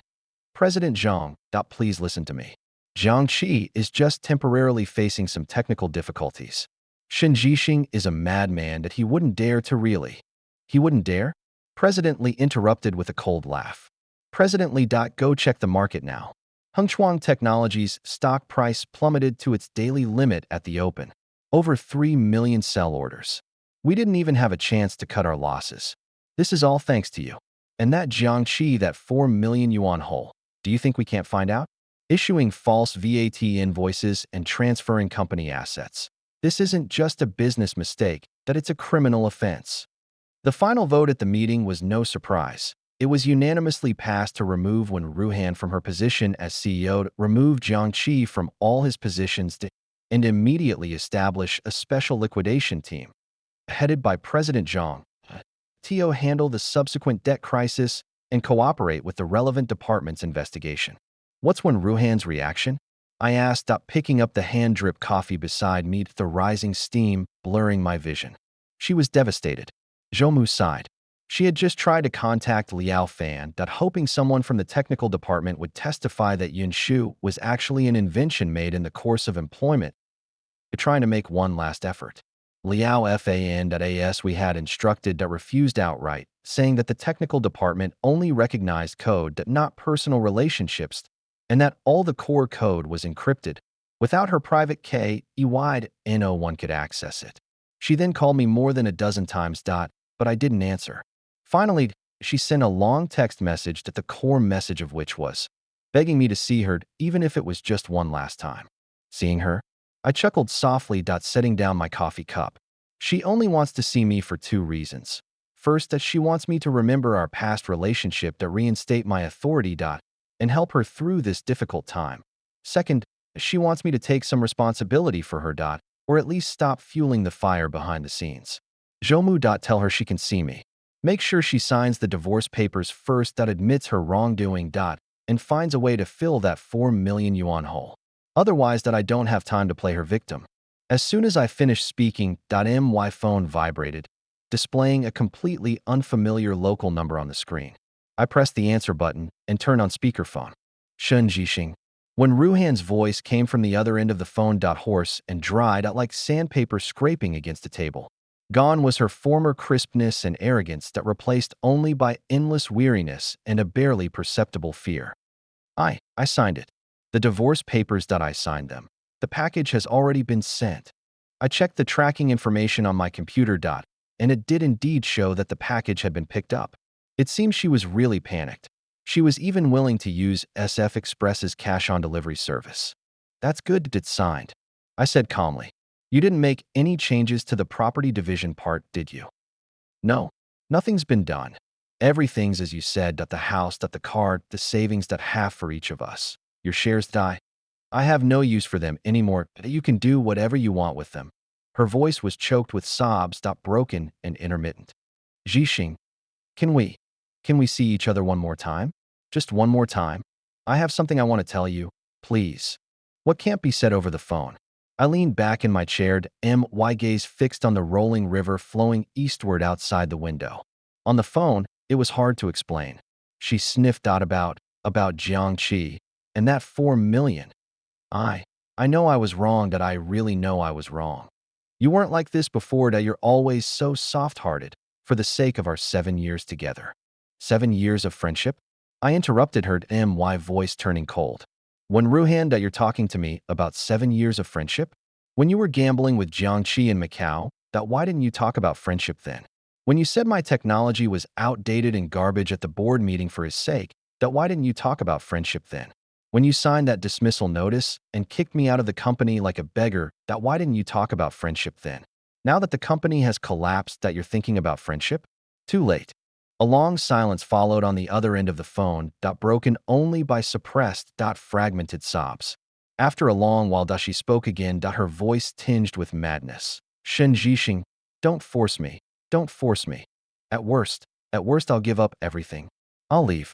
I'll leave this city, but I beg you, don't send Jiangqi in. Don't let him ruin everything.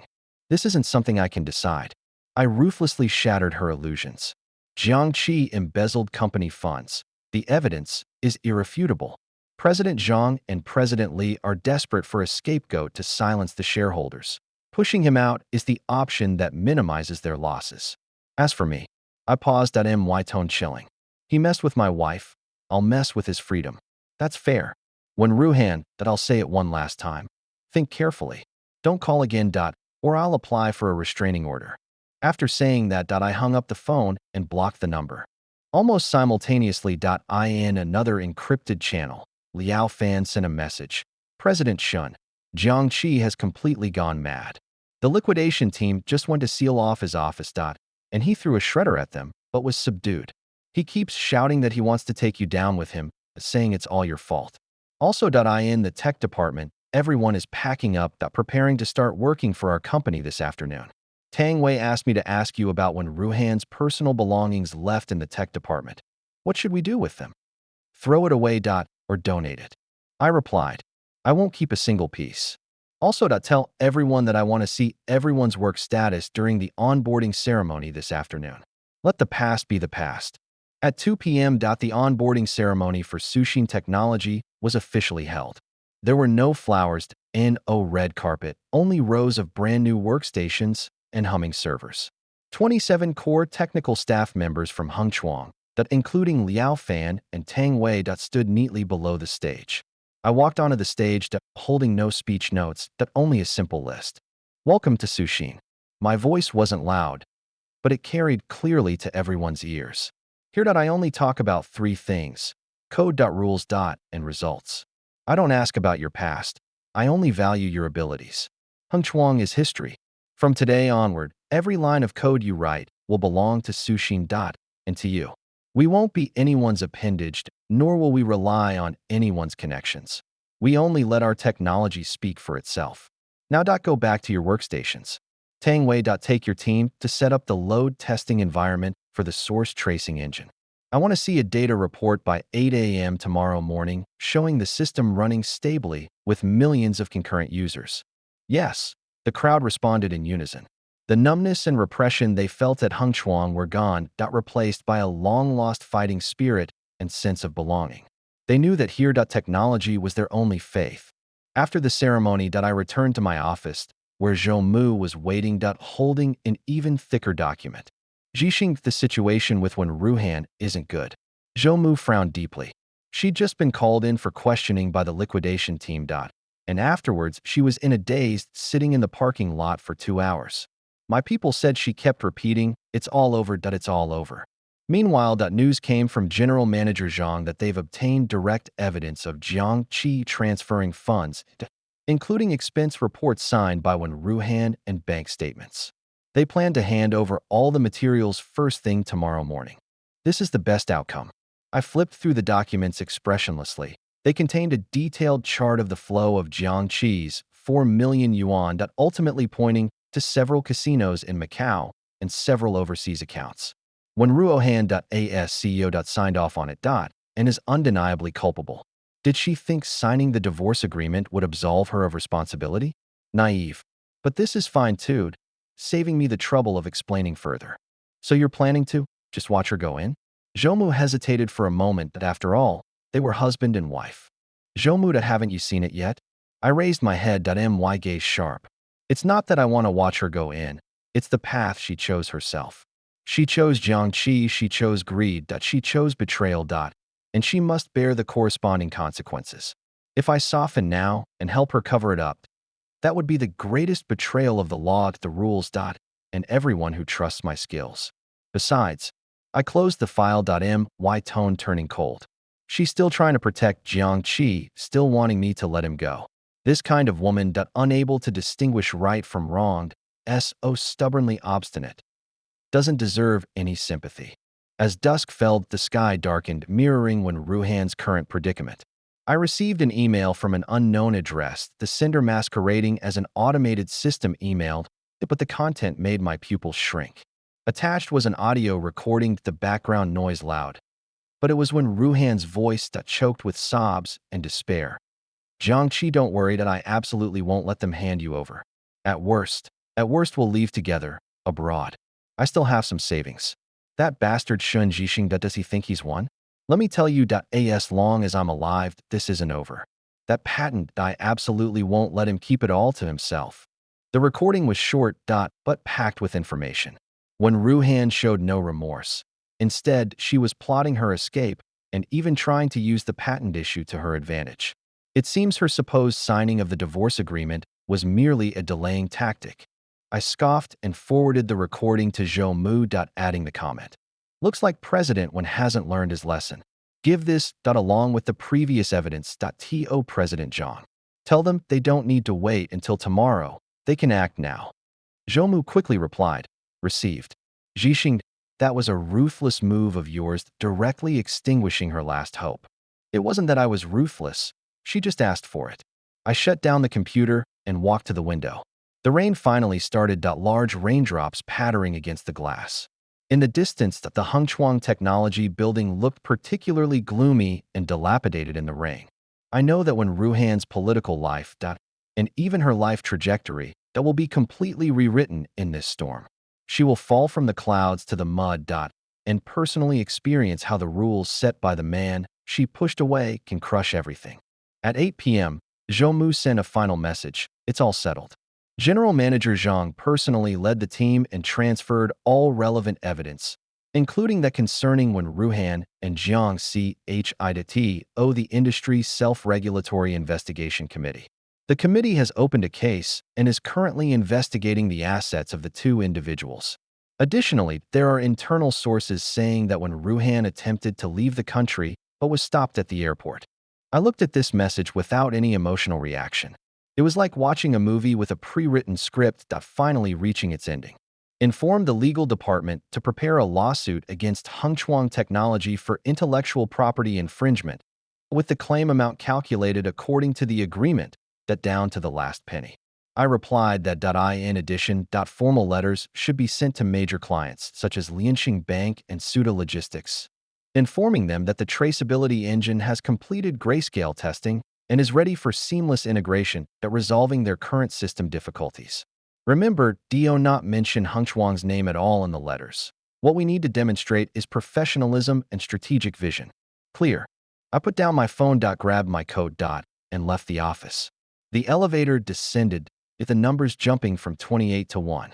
Stepping out of the building, the rain had lessened, and the air was filled with the earthy smell of damp earth.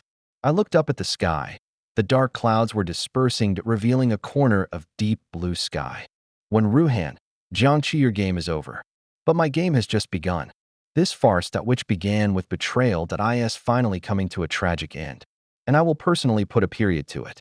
7 days after Hengchuang Technology collapsed, Suxin Technology ushered in its first moment of glory since its establishment. At 9 a.m. sharp, I stood in the company's newly completed showroom, in front of a huge LED screen displaying the architecture diagram and performance data of the traceability engine. Seated below were CTOs and technical directors from over 30 core companies, including Lianxing Bank, Suda Logistics, and the Municipal Information Center. Just a week ago, these were the people when Ruhan and Jiangqi were desperately trying to curry favor with. Now they were my honored guests. Zhou Mu stood beside me and whispered, "Jixing, everyone's here.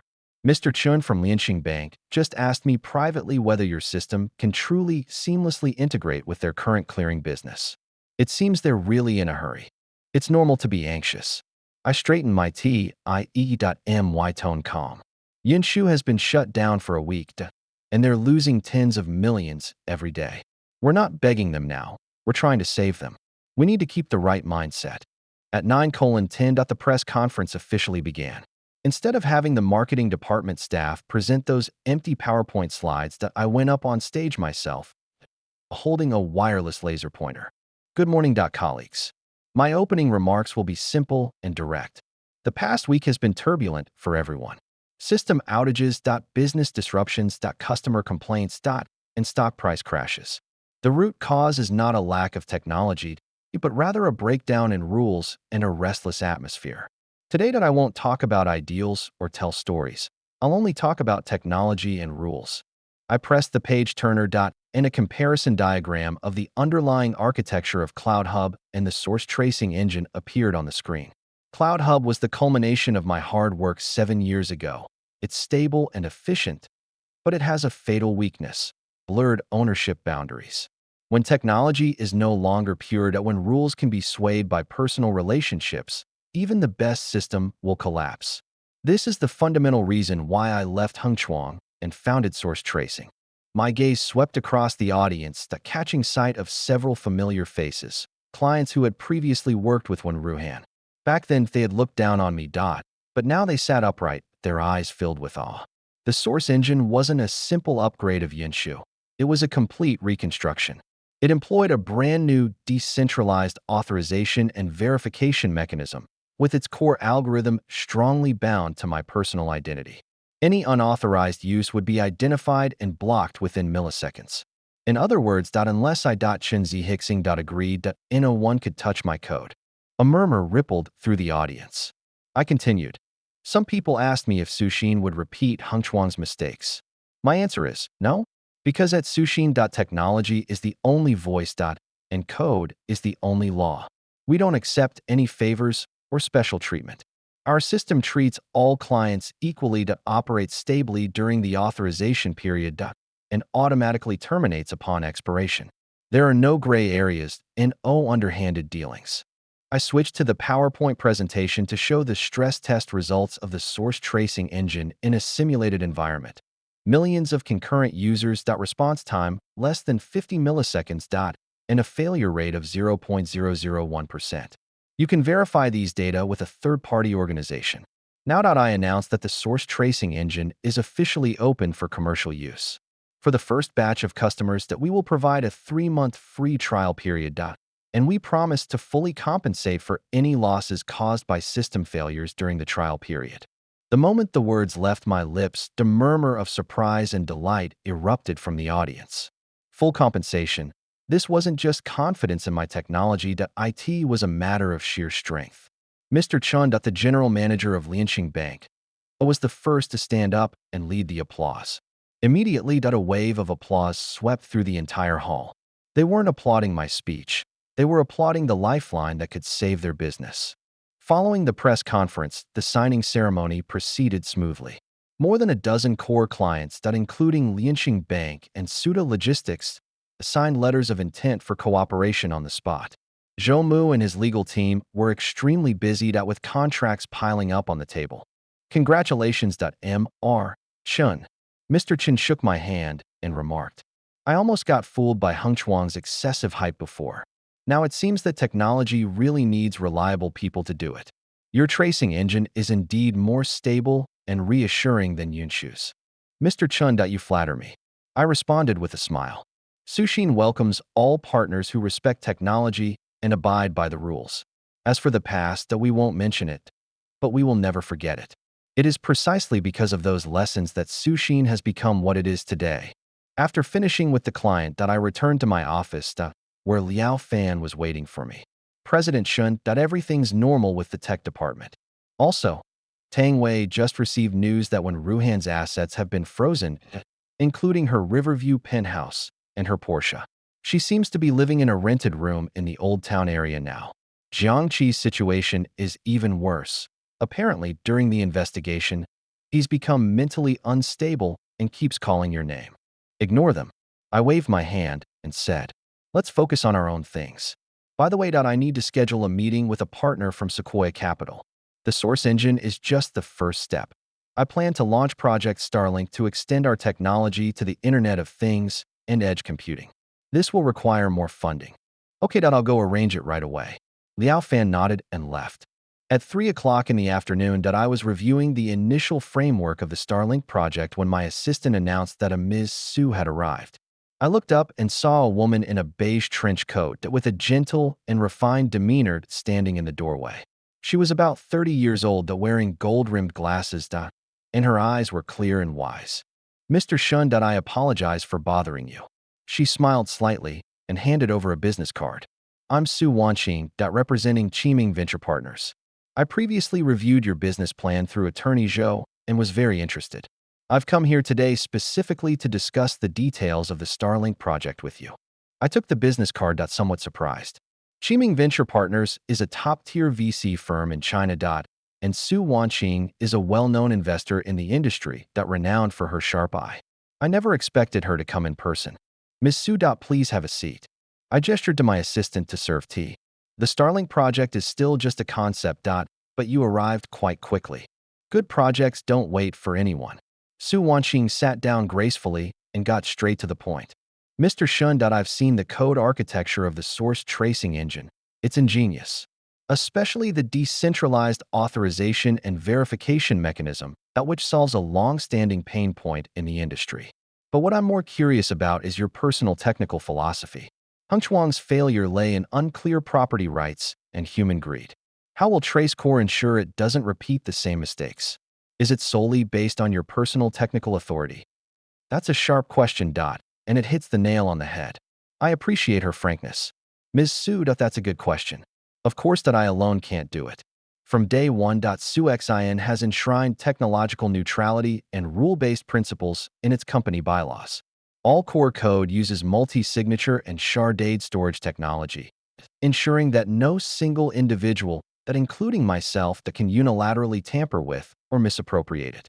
Furthermore, that we've established a technical oversight committee with core technical personnel rotating through the committee possessing veto power over major decisions. Simply put, that we've put power in a cage of code. A hint of admiration flashed in Su Wanqing's eyes. A very well-designed system. It seems Mr. Shun is not only a technical genius, but also a master of system design. So what are the Starlink project's financing needs? What valuation can Qiming offer? For the first round of financing, I need 200 million. Valuation? I quoted a figure in less than 3 billion. Moreover, I need to retain absolute control. Qiming can hold 15%, but only one observer board member and not involved in day-to-day operational decisions. The price and terms were undeniably harsh. But Su Wanqing didn't hesitate at all. Fine. A valuation of 3 billion, with Qiming Venture Partners leading the investment, that we can join forces with several other institutions to raise 200 million. We can also accept an observer board seat. However, Mr. Shun, I have one additional condition. Please speak. I hope to serve as an independent director of Sushin, primarily responsible for overseeing corporate governance and related party transactions. This isn't to interfere, but to ensure that the system you've designed can truly be implemented. Su Wanqing's gaze was sincere and firm. I believe in technology, but I believe even more in systems. A good system needs a good guardian. I looked at her and remained silent for a moment. Her suggestion was unexpected, but upon reflection, IT made perfect sense. Su Wanqing had an excellent reputation in the industry known for her fairness and impartiality. Having her serve as the guardian would not only boost investor confidence, but also further improve the design of the Sushin system. Deal done. I extended my hand, welcoming you to Suexine, Director Su. Su Wanqing grasped my hand, a genuine smile on her face. It's been a pleasure working with you, Mr. Shun. Also, as a friend, I suggest you keep an eye on Wen Ruhan's activities lately. I heard she seems to be trying to seek your understanding through some informal channels. I smiled and withdrew my hand. Thanks for the reminder. However, there's nothing left for me to forgive between us. She chose her own path, and she deserves the situation she's in now. After seeing Su Wanqing off, I stood by the window, watching the sunset paint the river golden. In just 1 month, everything had changed. Heng Chuang had vanished like smoke, while Sushin was rising, its starlight shining brightly. Just then, my phone vibrated. It was a message from Zhou Mu, along with a photo. In the photo, Wen Ruhan was wearing an outdated old coat, carrying a plastic bag, walking out of a vegetable market. Her face was haggard, and her eyes were unfocused. She was a completely different person from the radiant female referee of the past. Zhou Mu's words were simple. She went to the market to buy vegetables today and was recognized, with people pointing and whispering. Apparently, she even haggled for ages over the price of a single cabbage. Looking at the photos, I felt neither joy nor pity, only a deep weariness and relief. I won this war, a complete victory, but I also won loneliness. I deleted the photos and turned off my phone. Outside the window, the last rays of sunlight disappeared below the horizon, and as the city lights began to twinkle, its bustling nightlife resumed. And I turned and walked towards the laboratory. There, I found the cause I truly loved, the Starlink project waiting for me to realize, and a brand new future that belonged to me. Wen Ruhan, Jiangqi, you can remain in the shadows of the past. My journey is to the stars and the sea. Wen Ruhan reappeared before me on the 23rd day after the founding of Sushin Technology. That day, a level 6 or 7 northerly wind was blowing in Beijing. The meteorological observatory issued a blue cold wave warning, and the temperature plummeted from above 0 to -9 degrees Celsius. I had just finished the 3rd round of technical review with Su Wanqing regarding the Starlink project's edge computing nodes, and was standing in front of the floor-to-ceiling window on the 28th floor, looking at the ant-like traffic below, when the internal phone rang. Mr. Shun. The assistant's voice held a hint of unease. Ms. Wen Ruhan is in the lobby downstairs, she said. She has something very important to discuss with you and has been standing for 40 minutes. Security tried to ask her to leave, but she won't leave, saying that if you don't see her, she'll keep kneeling. My hand holding the coffee cup paused, and I looked down at the building. through the double-glazed windows that I could vaguely make out a huddled figure at the lobby entrance. She was dressed very thinly, in a dark brown cashmere coat I had bought for her years ago, now covered in clumps of lint, but the collar stained with what I couldn't tell was food or dust. Her once meticulously styled chestnut curls were now dry and tangled, like a clump of straw plastered to her pale cheeks by the wind. She kept rubbing her hands together, occasionally glancing up at the top of the towering glass building, her eyes a mixture of a last shred of hope that a deep-seated fear and a kind of madness driven to the edge of a cliff. "Tell her to wait," I said calmly, and hung up the phone. I didn't mean to torment her. I just wanted her to realize that some doors aren't for you to enter at will. When she signed that dismissal notice, did she ever think of leaving me any leeway? Now that she needs to pay the price for her arrogance. I sat back down at the conference table and continued discussing the node encryption scheme with Su Wanqing. Where were we? Oh, right, about the physical security of edge nodes. My voice was steadied at as if the trembling woman downstairs didn't exist. Su Wanqing glanced at me, said nothing, and simply turned to the next page of the scheme with me. Time slipped away amidst the code and architecture diagrams. 1 hour, 2 hours. The assistant came in twice more, each time hesitant to speak. The second time she came in, she said, "Mr. Shun.ms. One seems to be getting quite cold." Security poured her a cup of hot water, but she took it, and her hands were shaking so badly she spilled half of it. I poured her another glass. It's bad luck if someone freezes to death on our doorstep. Without looking up, I told her I was free at 3:30 and would see her, but only for 15 minutes. At 3:30 p.m., the conference room door was gently pushed open. 2 security guards half-supported, half-carried when Ruhan in. A wave of warmth hit her, and when Ruhan shivered violently, dropping the plastic cup in her hand and spilling hot water everywhere. The long-vanished, cool fragrance of the Serge Luton's orphan on her was replaced by a strong, pungent smell, a mixture of cheap shampoo, musty clothes, and hospital disinfectant. The peculiar smell of someone evicted from their mansion after bankruptcy liquidation and asset freezing, now living in a cramped, illegal building in the old city. Chun Jixing. She began, her voice hoarse as if she had swallowed a handful of sand filled with obvious obsequiousness and humility, along with the uncontrollable chattering of her teeth. Thank you for seeing me." I didn't let her sit down. I remained leaning back in my comfortable leather chair, my hands crossed over my stomach, observing her as if she were an exhibit unrelated to me.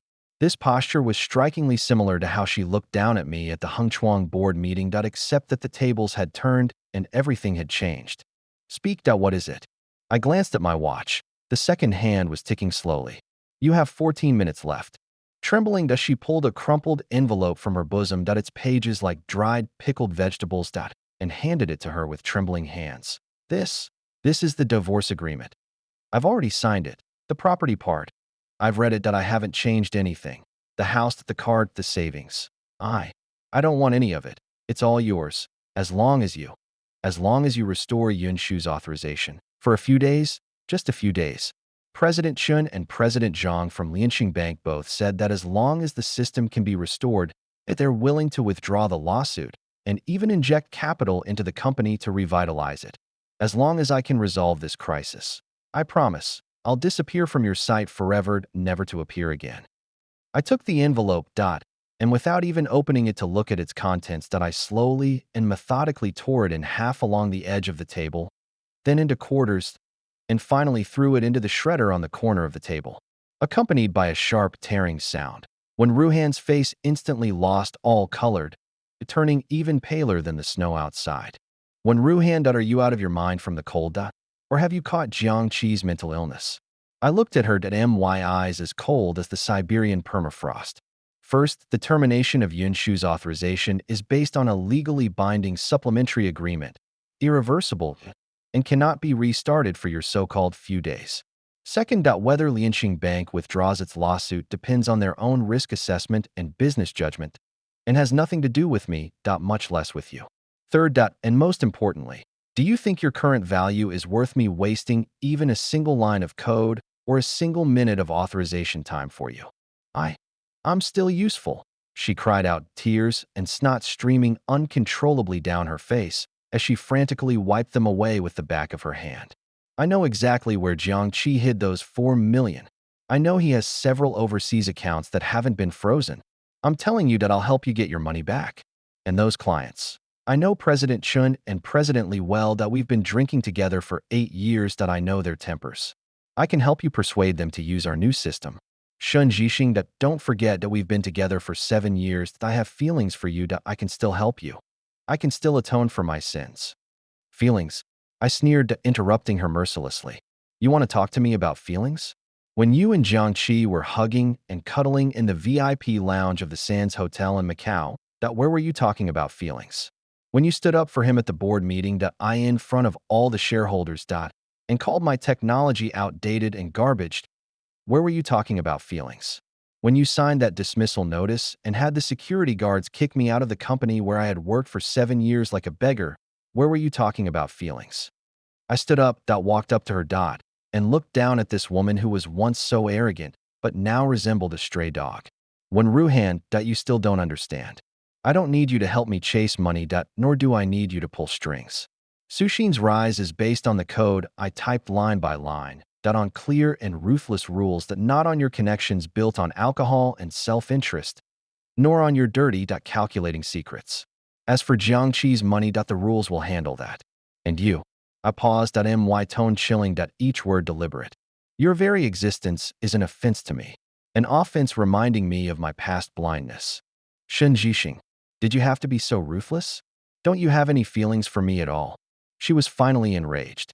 The fear and humiliation she had accumulated along the way shattered instantly, revealing her true, bitter, and resentful nature.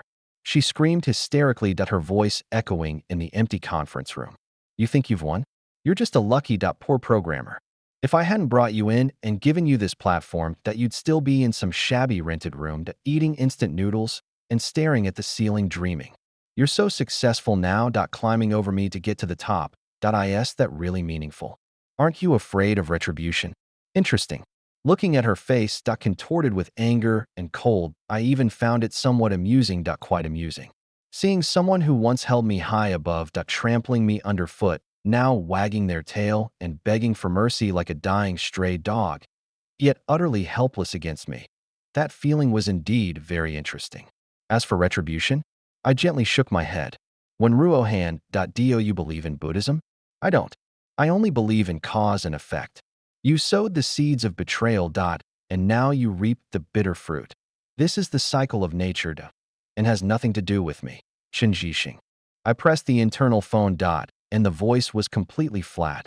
Security, escort the guest out. Also, inform the downstairs that if this woman appears within 500 meters of the Sushin Technology building again, call the police immediately. 2 tall security guards pushed open the door and point one on each side, lifted when Ruhan, who was slumped on the floor, almost unable to stand. She struggled desperately, her nails scraping harshly against the gleaming marble floor, muttering incoherent curses. Shen Jixing, you'll get your comeuppance. You'll die a horrible death. I curse you. You cold-blooded animal, you'll never have a good end. Su Wanqing, that kind of woman that will never truly care for you. You self-righteous bastards. Her curses were blocked out by the heavy soundproof door and gradually disappeared at the end of the corridor. A deathly silence fell over the conference room. Su Wanqing, who had somehow reappeared at the doorway, held a document in her hand and witnessed the entire scene. Her face showed no surprise or discomfort, only a calm, almost appreciative expression. You've controlled your emotions well, ms. Shun. She walked in and gently placed the documents on the table. Was that when Ruhan, just now? She seemed completely different from the shrewd and capable female chief referee of the rumors. It seems that bankruptcy liquidation and asset freezing have a more thorough impact on people than imagined. It was utterly vulnerable. I sat back down in my chair and pointed to the document. What's this? 2 documents. Su Wanqing sat down opposite me, elegantly crossing her legs. One was a liquidation and valuation report on the remaining assets of Hengchuang Technology, and the other was a list of when Ruhan's personal debts. As we expected, all her assets, including her prized Riverview penthouse, her Porsche 911, and all her luxury goods had been seized by the court and were in the process of being auctioned. But she still owed the bank nearly 23 million yuan in business loans and personal joint liability guarantees. According to the current order of repayment, she would most likely be burdened with huge debts and live below the poverty line for the next 10 or even 15 years. I opened the report, staring at the strings of negative numbers marked in our ed.my gaze unwavering. This was simply the most common survival of the fittest in the business world, that the bill that betrayers had to pay. Furthermore, Su Wanqing looked at me, her eyes calm, yet carrying a sharp, all-knowing glint. I received information that when Ruhan visited Jiangqi before coming today, although the visit was brief, according to the intelligence gathered inside, Jiangqi's mental state has completely collapsed. He spends most of his time banging his head against the wall and talking nonsense. But occasionally, when he's lucid, he'll mutter a few overseas accounts and passwords. When Ruhan went there, most likely hoping to finally get Jiangqi to give her the password to one of his unfrozen accounts as her last bargaining chip in today's negotiations. Unfortunately, Jiangqi doesn't recognize anyone anymore, let alone give you a password. I looked up and met Su Wanqing's gaze. She was too perceptive. She immediately grasped when Ruhan's last pitiful attempt. She was trying to grasp at a straw, even if that straw was stained with pus and blood. Let her crash and burn. Let her get hurt. I closed the report, my tone as indifferent as if I were discussing the weather. Even if we got the password, it would just be a useless string of numbers. Without the protection of rules and the support of technology, no amount of money is anything but a mirage. Mr. Su, I'm more concerned about the due diligence progress of the Starlink project Phase 2 financing than about the final struggles of these losers. Su Wanqing smiled slightly, no longer dwelling on the topic of when Ruhan. The second phase of due diligence went very smoothly. The Sequoia and Matrix Partners teams were very professional and highly praised our technological barriers and business model. However, Mr. Shen, I have a suggestion regarding when Ruhan. Speaking, when Ruhan is like a ticking time bomb. She's now desperate, and your pride has been completely shattered. There's no guarantee she won't do something extreme one night, like trying to storm your place, or creating a media storm. Although I don't think she can truly harm you, for the sake of Su Xian's reputation, and to avoid unnecessary trouble and legal disputes, perhaps we can point her in the right direction. Su Wanqing's tone was calm, yet it conveyed a sense of control and composure, offering a path that would allow her to give up completely, while simultaneously giving us the moral high ground. I pondered for a moment, then instantly understood her meaning. Eradicating the root of the problem would easily give others ammunition to criticize her. It would be better to grant her a way out, letting her feel grateful in her despair and completely lose the will to resist. I'll arrange a job for her, I said firmly, at the Xuantong Logistics Park in the east of the city, as a low-level sorting worker. The salary will be the minimum wage in Beijing, with room and board included in a dormitory. I told her this was her last chance. If she couldn't even do this job well, or if she showed up again within a 5-kilometer radius of the Sushin Technology building, I would personally apply to the court to have her listed as an extremely dangerous individual among those subject to enforcement for breach of trust, and I would push creditors to launch a comprehensive asset recovery campaign against her until she couldn't even afford a roll of toilet paper. A knowing glint flashed in Su Wanqing's eyes. I understand. This slow, insidious approach was more ruthless and decisive than simply sending her in. It preserved the facade of friendship, silenced gossip, and completely extinguished any lingering thoughts or improper ambitions she might have. I will arrange for a reliable third party to handle this, ensuring the message is delivered accurately, and to supervise her work diligently. Thank you for your trouble, Chairman Su. I nodded.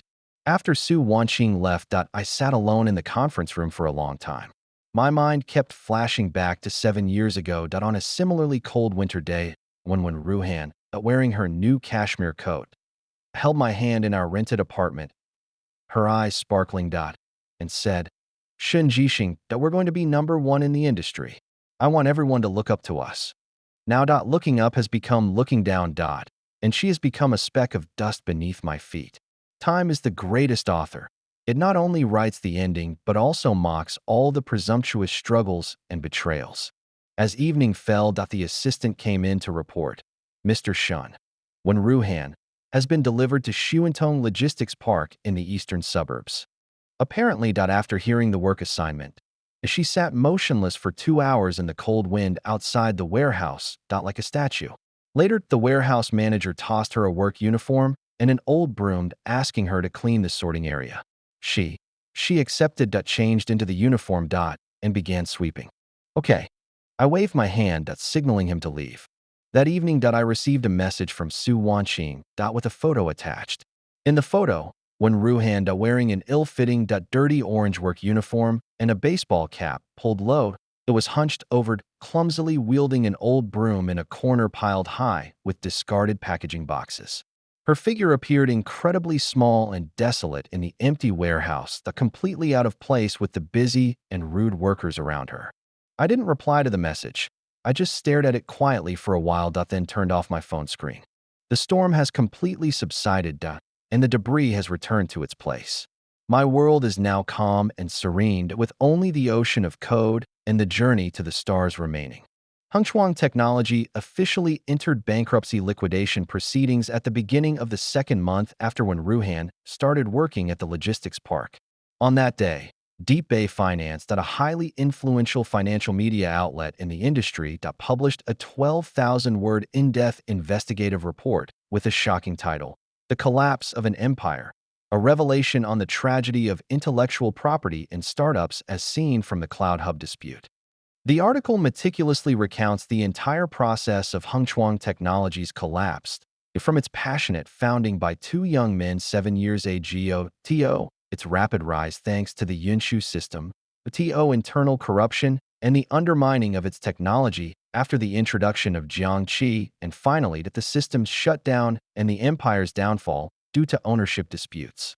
The article focuses on how CEO Wen Ruhan prioritized personal relationships over business, lost her way in the face of emotions and interests, ultimately betraying her technical partners and disregarding legal contracts, leading to the painful lesson of the entire business's demise. The report not only cites publicly available business registration information and legal documents, but also interviews several unnamed former senior executives and core technical personnel of Hengchuang, but offering incisive and poignant accounts. Mr. Shen Zhixing's actions, that seemingly cold and decisive, are in fact exemplary in upholding the most basic spirit of contract and the protection of property rights in the business world within the existing legal framework. In contrast, Ms. When Ruohan, the leader of her company, lacked reverence for technology and adherence to rules. Ultimately, she not only buried her own marriage and career, but also ruined the futures of hundreds of employees and the trust of investors. This case serves as a wake-up call for all Chinese startups. Clear property rights definition, a sound corporate governance, and reverence for technology and rules are far more important than short-term market expansion and so-called personal connections. The Shen Zhixing predicament should not be repeated, and the Wen Ruhan trap must be heeded. I sat in the spacious, bright office of Suxin Technology, listening to Su Wanqing read excerpts from the report in her pleasant yet calm voice, my expression as serene as a deep pool. This was merely the long-awaited truth coming to light, and I was simply the one presenting the truth to the defender of the rules.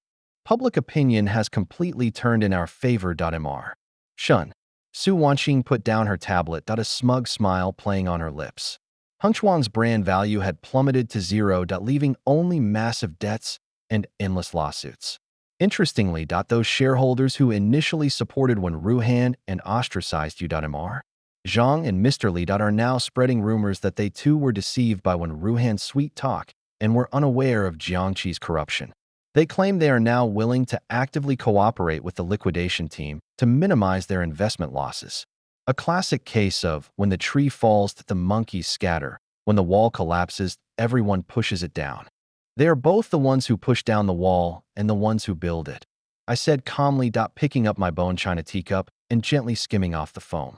However, as long as they operate according to the rules, that Trace Court doesn't mind having normal business dealings with them. For example, that if some of their non-core peripheral businesses need authorization to use the trace source engine, that we can supply it at a fair market price. After all, business is business, and emotions are emotions. This is called strategic thinking, or it's called differentiation and disintegration. I don't go for annihilation. I only offer choices within the rules. Since they chose to support Wenruhan in the first place, they have to bear the costs and risks of that support. If they want to turn back now, that's fine too. They can buy services according to my rules. Cash on delivery. Just then, Zhou Mu's encrypted phone call came in. His tone unusually carried a hint of relief and a subtle sense of satisfaction. Jixing, the verdict is in. Jiangqi's case is finally over. Embezzlement, misappropriation of funds, issuing false value-added tax invoices, and damaging computer information systems. Multiple crimes combined at a sentence of 12 years. A fine of 2 million, and confiscation of illegal gains. As for Wenruohan.as, an accomplice considering partial restitution, and her guilty plea, as she was sentenced to 3 years and 6 months, suspended for 5 years, but will bear joint and several liability for debt repayment, and will be permanently barred from serving as a director, supervisor, or senior manager of a listed company. I remained silent for a few seconds, processing this information. 12 years. For a 35-year-old ambitious speculator. That meant spending the prime of his life behind bars, enough to extinguish all his arrogance and illusions. Wenruhan's 3.5-year suspended sentence, however, was like an invisible noose forever around her neck.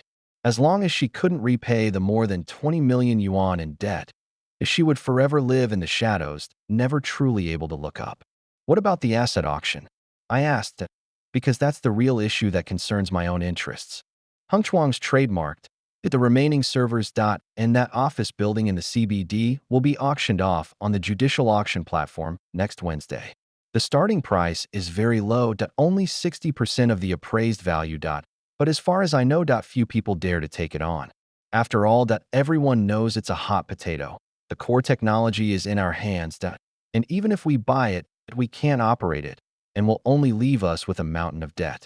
Mr. Zhang privately contacted people at the auction house to ask if Suxin was interested in taking over, even if it was just buying the office building and converting it into employee dormitories or a data center. I did as you said and directly refused, saying that Suxin doesn't collect junk and doesn't like building on graveyards. Zhou Mu paused and added, however, I heard that a Fujianese boss who deals in non-performing assets is interested and wants to take it over at a low price and then sell it off in parts, but he's also observing the situation. Let him wait and see, or let him buy it. That building, let it remain empty, or turn into a second-hand building materials market. That's better than it ending up in my hands. A cold, satisfied smile played on my lips. It had become Hengchuang's tombstone, a symbol of shame. I didn't want Suxin to have any physical connection to it, not even a single brick. After hanging up the phone, I looked at Su Wanqing. Chairman Su, the public opinion and the verdict have been settled. What is our next move? It was gratifying, yet thought-provoking. Su Wanqing stood up, walked to the huge floor-to-ceiling window, and looked down at the dazzling, ever-changing city below. Jiangqi's fate was the price of greed and folly. Wenruhan's situation was the price of arrogance and betrayal. President Shun, you've given all Chinese entrepreneurs, especially tech entrepreneurs, a vivid lesson in the most calm and compliant way. However, she turned around at her gaze behind her glasses fixed intently on me with an admiration and scrutiny of a worthy opponent.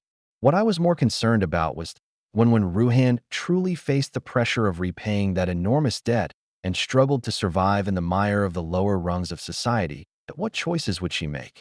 Would she succumb to utter despair and give up on herself? Or would she, in her desperate struggle at the bottom, rediscover a sliver of her lost conscience and dignity? That's none of my business. Chairman Su. I stood up, picked up the custom-made suit jacket draped over the back of my chair, and slowly put it on. Wenruhan's life, from the moment she chose to sign the dismissal notice and board the flight to Macau with Jiangqi, was no longer within my concern. Her only value now is as a living, painful example, a constant reminder to everyone at Suexine, including myself, that rules cannot be transgressed and technology cannot be tainted. As for her choice, That's her own path to enlightenment. Well said. Su Wanqing nodded approvingly. Then we should get going. You'll be the star of the dinner tonight with Sequoia Capital and the National Internet of Things Innovation Center. The banquet was held on the top floor of an old and luxurious club along Chang'an Avenue. It was not open to the public, only hosting select political and business elites. When Su Wanqing and I entered the banquet hall, the previously noisy atmosphere fell silent for a moment, then erupted in enthusiastic applause and greetings. Sequoia Capital's global partners, several top tech gurus returning from Silicon Valley, IT directors from several large state-owned enterprises, and retired leaders from relevant ministries, all rose to greet us. Mr. Shun, congratulations. I was thrilled reading that report from Shenzhen Bay Finance. You've set a benchmark for the domestic technology industry. Mr. Shun, the core security module of our national-level smart city pilot project, is relying on the traceability engine. Please make sure you can attend the signing ceremony next week. Mr. Shun, it's an honor to meet you. I heard you're planning to explore the application of quantum encryption in the Internet of Things. Our lab has some cutting-edge findings, and we'd like to have an in-depth discussion with you about them sometime. Mr. Shun.Mr. Su, please take your seats. I was surrounded by the crowd, chatting and laughing with ease. No one mentioned Heng Chuang, a name now a thing of the past, nor Wen Ruhan, the pitiful woman struggling at the bottom of society. It was as if that once prosperous business empire had never existed or had been swept away by the tides of time. The conversation here was about the forefront of technology, national strategy, and the vision of the future. As the dinner reached its climax, I excused myself to get some fresh air and, carrying my wine glass, went to the outdoor viewing terrace. The winter wind in Beijing was biting, making my clothes flutter. I took out my phone and inadvertently clicked on a live stream link for a local news report. The reporter was conducting an evening report from a chaotic logistics park area in the eastern suburbs, the camera panning across the warehouses whose dim lights still flickered in the cold wind, and the heavy trucks coming and going. Suddenly, a very familiar, hunched figure flashed across the camera's view. When Ruhan, wearing that ill-fitting orange work uniform and a baseball cap, pulled low, was struggling to drag a discarded cardboard box taller than herself, trudging towards the garbage dump. Her clumsy, slow movements formed a stark and cruel contrast with the workers around her who were already accustomed to this kind of high-intensity labor. The reporter seemed to recognize her, instinctively moving the microphone closer and asking something. I saw Wen Ruhan on the screen tremble violently, almost dropping the cardboard box in her hand. In terror, like a startled rabbit, as she lowered her head sharply, pulled her hat brim even lower, and quickened her pace, as if fleeing the scene. Finally, she hurriedly hid behind a garbage truck that reeked of stench, leaving the world with only a panicked, disheveled, and trembling back view. The live stream chat was instantly flooded with comments. Oh my, isn't that Premier Wen Jiabao from back in the day? It's true what they say, fortunes change every 30 years. I heard he owes over 200 million. He'll never be able to pay it off in this lifetime. When he's old, he'll be sweeping the streets. If you ask me, she deserved it. She hooked up with a rich man and ruined her husband. Isn't this karma? Good and evil will ultimately be rewarded. You can't say things so harshly. It's quite pitiful, considering he was once a prominent figure. There's always a reason why someone is pitiful. President Shun is the real big shot. His methods and composure are truly impressive. He doesn't even blink while watching his ex-wife sweep the streets. I expressionlessly turned off the live stream and put my phone back in my suit pocket. Looking down at that figured, so small and insignificant amidst the cold wind and garbage heap, that I felt no ripples of emotion, no pleasure, and no pity, not even disgust, only a utter, icy indifference. This wasn't the ending I deliberately sought, but it was the inevitable end she was destined for. She had once possessed everything: talent, beauty, love, wealth, status.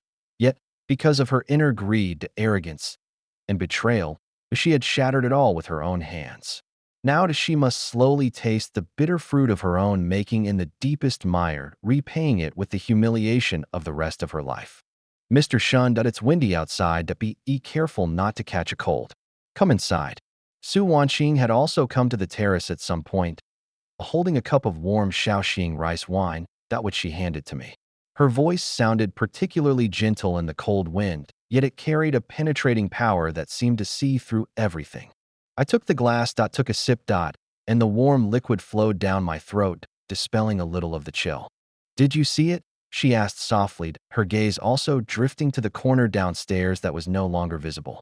"I saw it." I gazed at the city's silhouette disappearing into the thick night in the distance, the countless lights dotting the darkness like stars. But that didn't matter anymore. It doesn't matter anymore. Su Wanqing smiled, a smile that appeared particularly gentle yet firm in the night. She stood beside me, like two trees standing together against the wind and snow. "What matters is that our Starlink project has just received a formal inquiry letter from the Standardization Department of the International Telecommunication Union. They have shown great interest in our proposed decentralized edge encrypted transmission protocol and have invited us to Geneva to participate in a standards development workshop. Mr. Shun, your journey truly is to the stars and the sea, the vast universe." I turned my head and looked at Su Wanqing's profile, that's still serene and gentle in the night, and at the same yearning in her eyes that I shared for exploring the vast unknown. Yes, that compared to when Ruhan's descent and struggle in the mired, the mysteries of the vast universe, the boundaries of quantum computing, and the future of the Internet of Things are the fields I truly yearn to conquer. I raised my glass and gently clinked it against Su Wanqing's in the cold night wind. The crisp sound of our glasses clinking carried far against the backdrop of the bustling city, yet it seemed to exist only between the two of us. "To the future," I said, my voice calm yet firm. "To the future," she replied, her eyes sparkling. Behind her, in the banquet hall lay a world of success, the smooth road leading to the future. Below, in the city, lay a woman's silent weeping and the price of her life.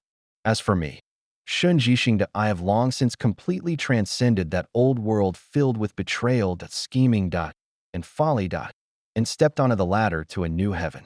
Everything behind me, whether glorious or filthy, has become scenery, not a hindrance. When Ruhan, Jiangqi, you have paid your price in full. But my story has only just begun, and is about to unfold its most exciting and grandest chapter.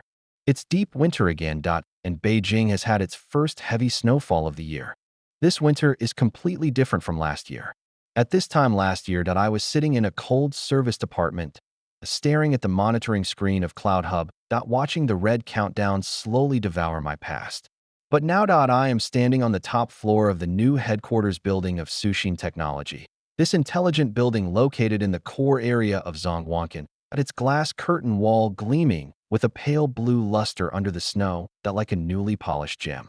The first phase of the Starlink project has been fully launched, with our decentralized encrypted nodes covering 32 core cities across the country and more than 70 million connected devices. The International Telecommunication Union's standardization meeting concluded last week in Geneva, where the white paper on edge computing security architecture, which I led the drafting of, was unanimously approved. This means that for the first time the security foundation of the global Internet of Things bears the imprint of Chinese technology. The office door was gently pushed open, and Su Wanqing walked in.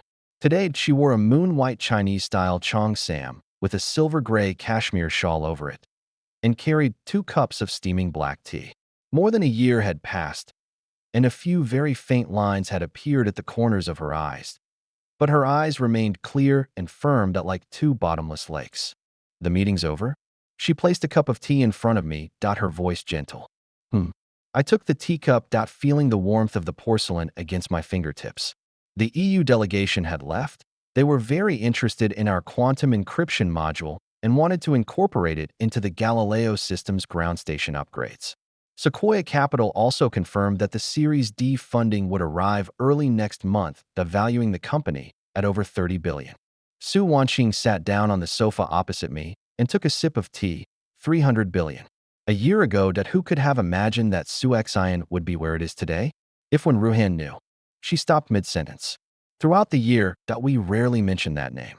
It was like a specimen sealed underground. Occasionally unearthed, it only evoked cold sighs.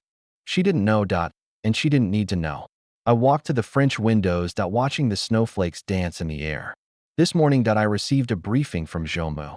The logistics park where when Ruhan worked changed contractors last month that introduced automated sorting equipment and laid off half of the temporary workers. She lost her job. Outside the window, snowflakes fell like goose feathers, covering the entire city.